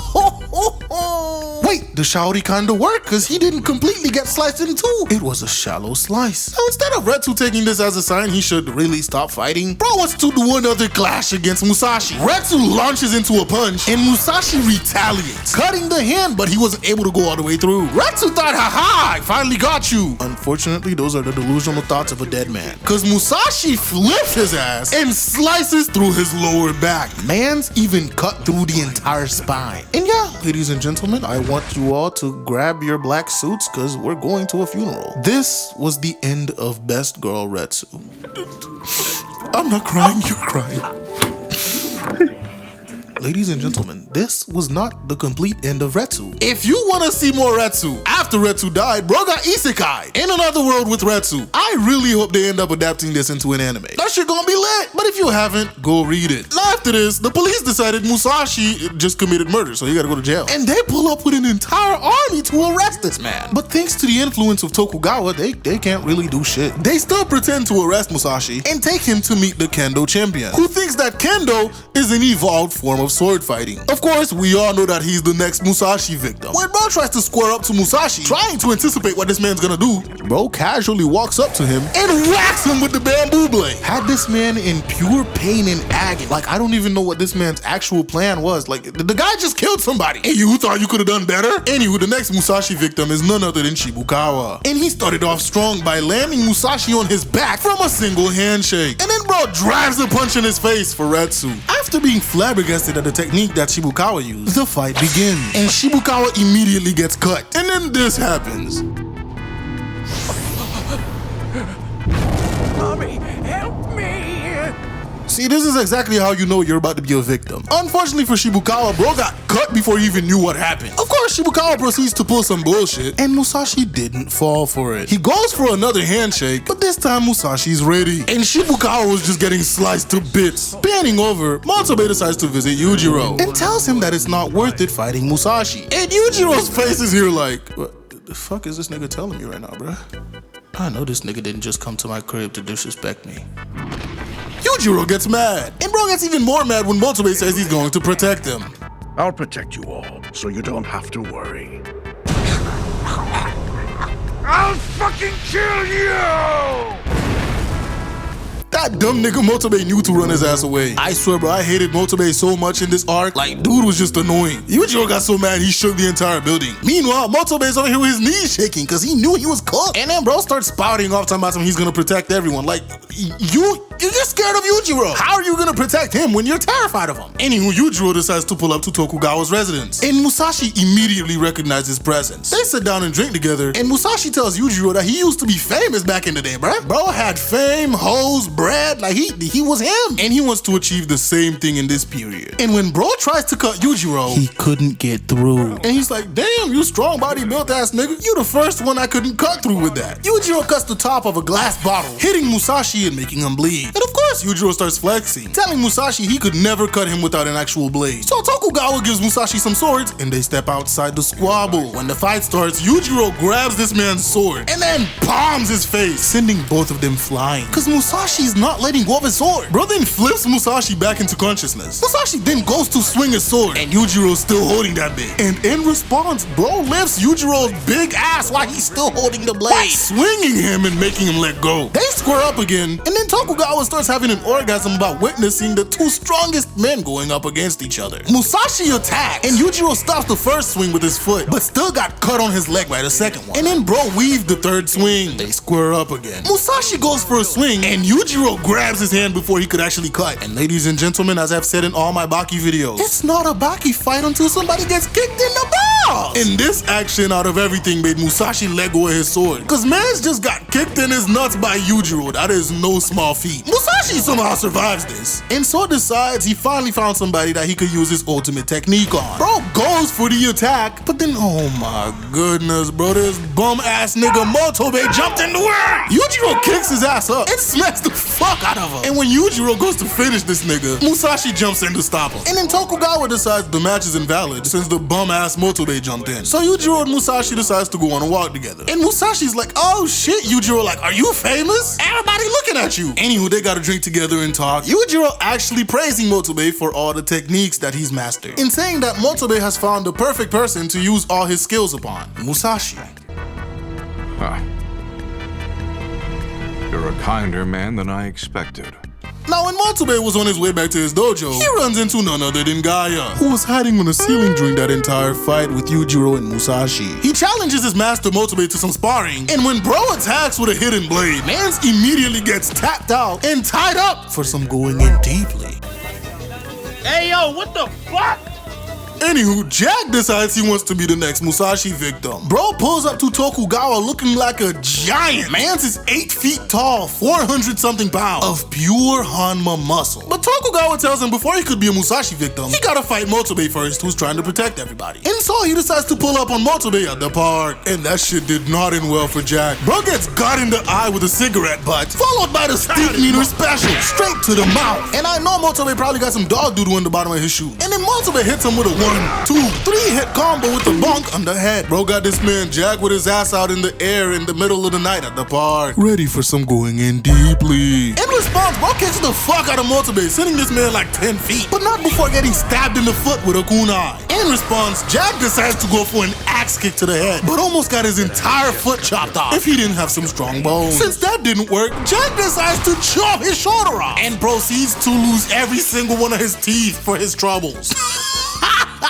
Look at the face he's making, he got no teeth. Jack got so mad, bro just starts wailing on Motobe, hitting him up against the tree and just going crazy. Motobe had some gunpowder on him, and that shit exploded. Jack did not notice, and bro just continued wailing on this man with punches, lifting him off the ground. Motobe finally decides to retaliate with a kick to his face, and that's when Jack realized, oh, was there an explosion? Motobe then throws some shurikens at this man and pulls out the ball and chain. Bro rips Jack's legs from under him, and this has to be the funniest face Jack has ever made in his entire tenure in the Baki series. Anywho, Motobe then bonks him on the head with the weapon, smashes his jaw, and puts him in an armbar. And then bro proceeds to tie Jack up, ready for some going in deeply. Anywho, after Jack took his L, we pan to a reporter talking about an incident that happened. And while bro is reporting, an enormous dinosaur-sized alligator rises out of the water, with none other than Pickle strangling it. Bro then grabs his prey by the tail and drags him into the sewer, even though that thing could not fit. Motobe, witnessing this on the TV, threatens Tokugawa and tells him he wants to fight Pickle. This season of Baki is just as insane as the rest, if not more. And I cannot wait to see what comes next. I know I've already covered Baki completely out of order, but it is what it is. Today, ladies and gentlemen, we're covering when Baki went to prison, just for the sake of rage baiting Oliver. Now, this season of Baki is pure schizophrenia, not like the seasons before was any better. But we literally start this season off with an enormous ass elephant, completely demolishing the US Armed Forces. And we got the general in the press conference answering questions. You really let all these people die to an elephant? I mean, if you had seen the size of it, you wouldn't be speaking that way. I mean, it's just an African elephant. Why couldn't you guys kill it? Like, how big could it possibly be? Well, dear reporter, it was almost as big as your mom's. Daddy, was that elephant really as big as the reporter's mom? Well, son, if only you had seen it with your own 2 eyes, you wouldn't be asking that question. And that's not even the craziest part of this man's story. It's the fact that after the army got demolished, Yujiro pulls up out of nowhere, fights this dinosaur-sized elephant, and after besting it in one-on-one combat, bro cooks and eats the elephant.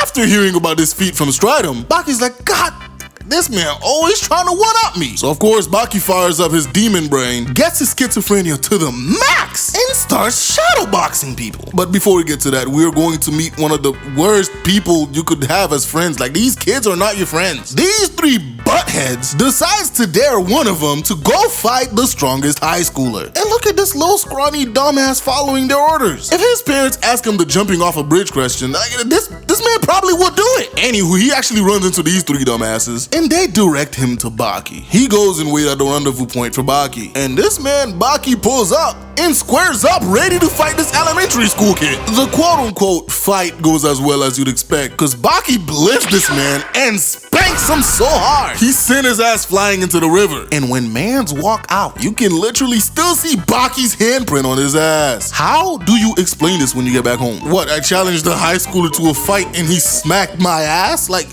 bro, they would call the cops. And then those unfortunate cops are going to have to die because it's Baki. Anywho, Baki decides to show this kid his new training regimen. Bro grabs a praying mantis and, using the power of schizophrenia and his demon brain, Baki produces a giant version of this praying mantis so he could fight. And you will not believe this when I tell you, but bro starts getting his ass beat, taking real damage. And the crazier part is, like, the kid actually sees this praying mantis that he's fighting. Eventually, Baki figures out the weakness of the praying mantis and starts actually winning. Now Stridum, hearing this amazing feat, decides Yujiro gotta hear what Baki just accomplished. When he goes to find Yujiro, they tell him that he's swimming in a pool that moves at like 13 miles per hour. It's a little over 19 kilometers for my non-Americans. Anywho, bro is under the water, by the way. Like, any normal person would be dying. They can't do nothing against this. But not Yujiro. Bro's jumping out of that bitch like he a dolphin. Anywho, he finally gets to talking to Stridum, and Stridum is like, oh my goodness, Yujiro, you will not believe what Baki has accomplished. Baki managed to beat a giant imaginary praying mantis. Yujiro, hearing this,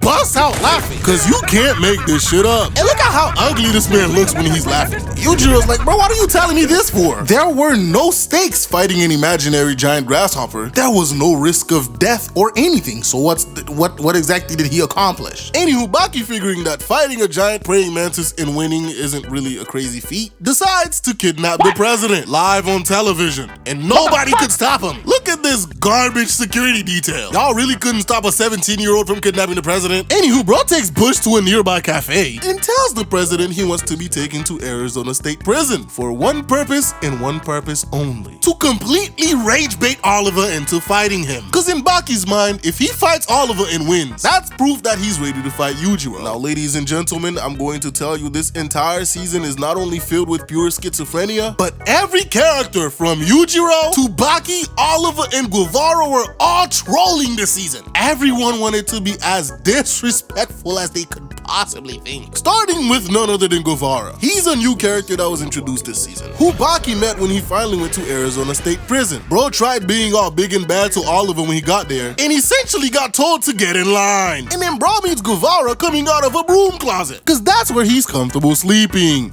Why? I don't know. I cannot articulate the thoughts of a lunatic. Anywho, after meeting Guevara, that same morning during roll call, he witnesses why Guevara is number 2 in the prison. That man is basically able to do whatever he wants, and the guards don't do anything about it. Like, bro is casually able to grab one of their guns, point it at him, put that bit back in the holster, and just go back to eating like nothing happened. Now, this new guy thought he was so tough because he turned the spoon into a fork. So Guevara had to show him that that shit was light work. And then this nigga had the nerve to be offended. So Guevara took him to the gym for a one-on-one session. Even though bro was a sumo wrestler, he couldn't even pick up Guevara. So in response, Guevara decides to show him how to clap with one hand, completely destroying his eardrum. Followed by this man shoving some hairs in his ear, destroys his vestibular system, and now Brody has no sense of balance. And ladies and gentlemen, the cherry on top, Guevara leaves the gym, leaving this man on the floor by himself. And the guards that were there pulled up behind him and removes this man off the census, because being caught in the gym by yourself gets you clapped, no questions asked. Anywho, when Guevara goes back to Baki, bro tried to be a smart ass with the guard's baton and ends up with 4 guns pointed at him instead, while also getting him some time in solitary confinement. Nice going, Genghis. After that, we find out that Guevara is basically the president of a small island, and this man trained a band of lunatics who can kill you 100 ways with just their bare hands. They don't use guns, and that's their main rule. Now, Guevara wants the island to be independent, but George Bush, on the other hand, was being stubborn until the personal bodyguard that he just hired does a 180 and holds that nigga hostage, claiming that they sent 2 operatives to each of the 50 states, and any of them at any time could hijack a plane or a nuclear power plant with just their bare hands and create havoc. Now this is the messed up part. Guevara FaceTimes Bush while standing in front of his crib, and then bro goes inside and look at the face of the wife. She's sitting there like, dear white Jesus, please protect me. I don't know who this man is, and he's in my house. And these 2 dumbass kids don't even realize they're being held hostage. Why the fuck are they so happy? Bro's just casually sitting on the president's couch, putting his hand around his wife, and there's nothing Bush could do about it. Look at this nigga sweating. He knows he can't do shit. In the end, Bush had no choice but to give them their independence. Anywho, while in solitary, the old man explains to Baki that the 3 most dangerous men in the world, Yujiro, Oliver, and Guevara, are always being monitored by satellite. And if any of them make sudden moves and start running, all resources are diverted to finding them. A random guard decides to pull up, and with the brain power exceeding that of Einstein, decides to bully the old man. And man's not only ended up getting roasted, abusing an old man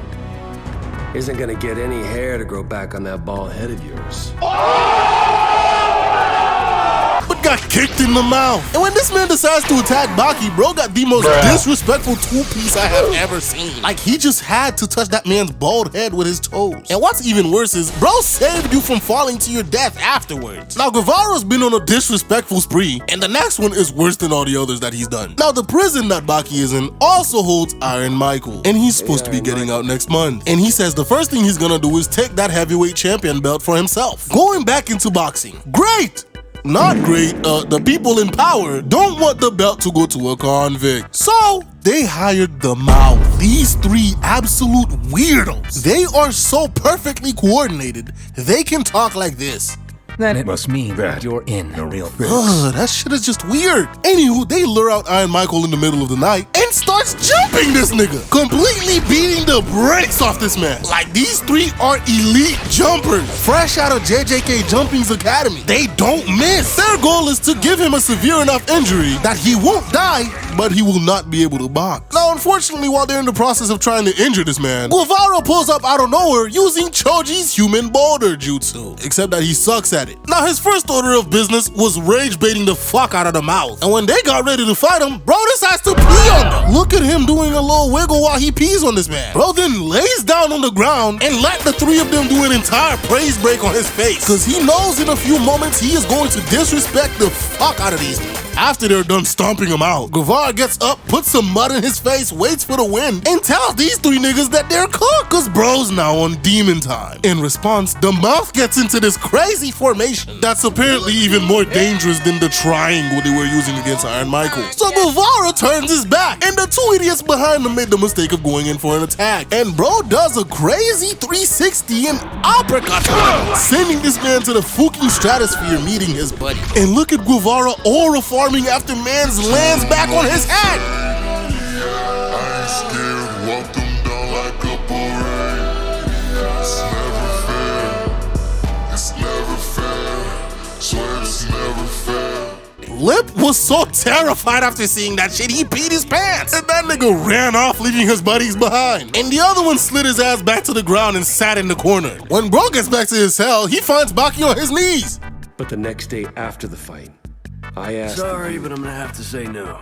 I won't be your boyfriend. Not gonna lie, that's one of the funniest exchanges in the entire show. But forget all that shit, cause Oliver comes out of nowhere behind the door after hearing Guevara said he's gonna fight anytime, anywhere. And this big-bodied, buff-ass nigga twisted the entire fucking metal door with the handle just to get in. And what's worse is after he gets in, he starts calling Guevara maidenless. Like, damn, Vare, relax. On a serious note, I now possess a +10 Bloodhound fan, and I promise you in New Game Plus, Vare will be my first victim. Cause how dare you call me maidenless? Fuck you. Anywho, Oliver's beaming about how beautiful his girl is, and Guevara was ready to fight until Baki's balls grew a little too heavy for him, and he decides to step in between Guevara and Oliver and starts mocking them. And for his troubles, bro gets the double face palm of doom. Broke the damn railing with his back. See this? This, ladies and gentlemen, is why you mind your own business. And what's worse is right afterwards, Oliver goes back to glazing his girlfriend. Man's brought over an entire handkerchief, telling Guevara to give it a good sniff. Guevara seizes the moment and does one of the most disrespectful things you could do. Bro spat on the handkerchief. He legit had Oliver screaming for the entire prison to hear. Oliver's gonna get his payback real good in a bit. Cause when it finally came time for their fight, Oliver brings Maria to watch. Bro had every inmate in that prison flabbergasted after looking at Maria. She's as big as the bed. They started off the fight with the stupid handkerchief thing that they were doing until Baki decided he wants to be disrespectful too, so he gets in the bed with Maria. And after Maria told him to stop playing with his damn handkerchief and start throwing hands, even though with the handkerchief, them niggas was still getting comboed, Guevara took the opportunity to kick this man straight in the face. And then bro got ready to spam his ultimate. He claps Oliver's ear and shoved some hair in it to pull off the same move. But buddy got denied. And Oliver countered with a hit straight to this man's sternum. Bro legit turned Guevara into a flying PNG. But Guevara was not done, ladies and gentlemen. Bro gets back up, now with his face painted chanting on demon time. Bro runs and kicks the daylights out of Oliver and then called him a bitch afterwards. So Oliver gets up and tells Guevara that he's gonna hit him for real now. So of course, Guevara says it's a good day to die. Goes for a punch and gets countered with one of the most devious face palms I have ever witnessed in anime.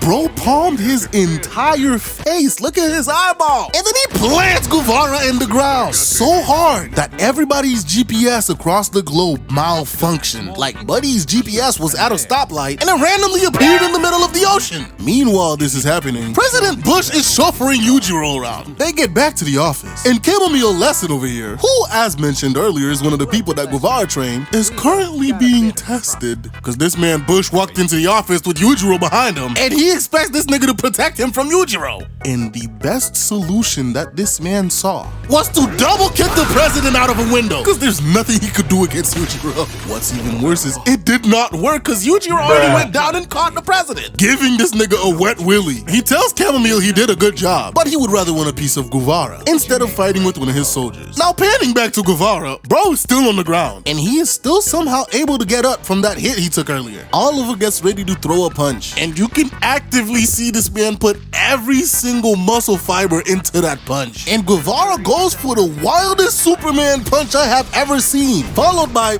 President Bush pulling up to Apollo? Wait, what? And then Yujiro showed up. What the hell's going on? Well, it turns out Guevara got punched in the ground so hard, bro started hallucinating. Look at the way his body stiffened. After this, Oliver goes to spout a bunch of cat to Baki about how big his muscles are. And in the end says he built all his muscles so he could pick up Maria. And that's exactly what he does. Bro walks off with his extra large BBW girlfriend while singing the same chant that Guevara was doing to presumably go back to his room and clap some cheeks. The amount of disrespect that holds in of itself. You not only beat this man so hard that he's hallucinating, but you also stole his chant while showing off that you're gonna go clap some cheeks. Anyway, after this, Guevara escaped back to his homeland, and Baki decide now's the perfect time to start trolling. So bro kicks the daylights out of the first security guard, hits the second one with an almighty clap, and jumps down, dodging bullets. Bro then kicks this metal door, and the 3 security guards behind it immediately got comboed. And then bro just walks out to meet the warden and several guards pointing guns at him. Of course, they surround him, and the warden tells the other officers to shoot his kneecaps off. But them niggas are too scared, because within milliseconds, Baki not only broke this man's glasses with dramatic tension, but he also took the second button of every single officer's uniform off, just to prove that he could have killed them whenever he wanted. And then bro puts his arm around the warden and forced them to walk outside with him, only to encounter Oliver. And of course, Baki takes this moment to be disrespectful and trolls Oliver. Got this man so mad that he threw his bike at the damn wall. Now, of course, Baki got put into solitary confinement for his stunt, and then he gets a visit from Oliver, who decides to take a page from Guevara's book and starts peeing on Baki while he's on the floor to assert his freedom and dominance. Baki just ended up laughing like a lunatic. So Oliver decides, if Baki wanna fight me so bad, we might as well make some bread from it, and tells the warden that they're gonna make it this big event, and they're gonna make so much money. So he goes back to visit Baki in solitary to tell him the plan.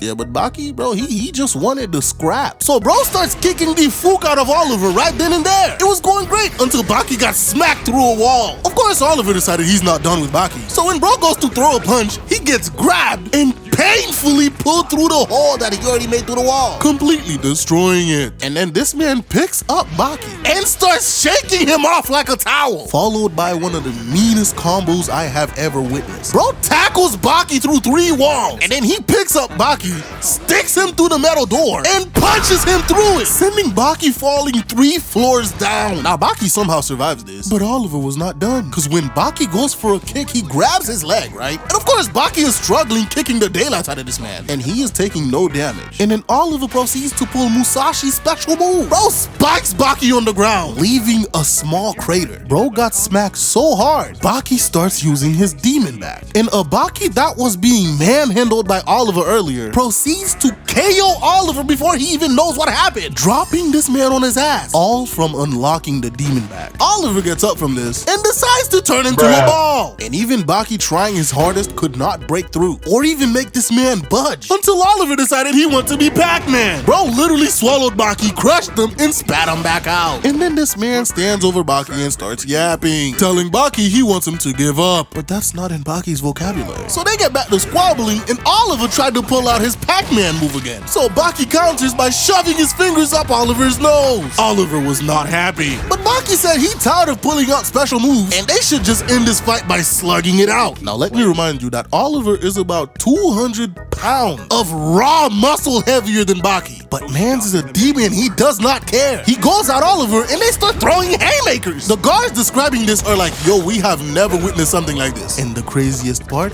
Baki is pushing Oliver back to the wall. Oliver reaches the wall and hits Baki with a juicy punch, but bro countered with the headbutt of doom. Baki was so locked into this fight, he punches through the facility wall, completely missing Oliver. But by that time, bro was already KO'd on the ground. And by the time Oliver woke up from being KO'd, none other than Maria is standing there. She walked all the way from their room to where the fight was happening, breathing erratically because it took a lot of courage to do that. Now, if you didn't know, Maria used to be a baddie, but then she got really sick, and the meds that she had to take resulted in how she looks now. And through all that, Oliver has loved her the same. Her making the effort in the state that she's in to walk to where Oliver was fighting is proof that these two genuinely love each other. And her size does not mean she lost her sense of humor. I made it here, but I'm exhausted. I can't walk anymore. What? Do you plan on having that boy carry me back? Look at how quick this man said no. Anyway, after this, Oliver kind of forced the warden to let Baki out, and Baki biked his ass to the airport, escorted by a helicopter on Oliver's request. So yeah, that was Baki's prison arc. Now I don't know when this video is gonna be out, but I will be back to uploading again. It might not be as often as when I was doing YouTube full-time, but I will try. Anywho, if you enjoyed the video, please leave a like, subscribe, and I'll see you guys in the next video. Bye.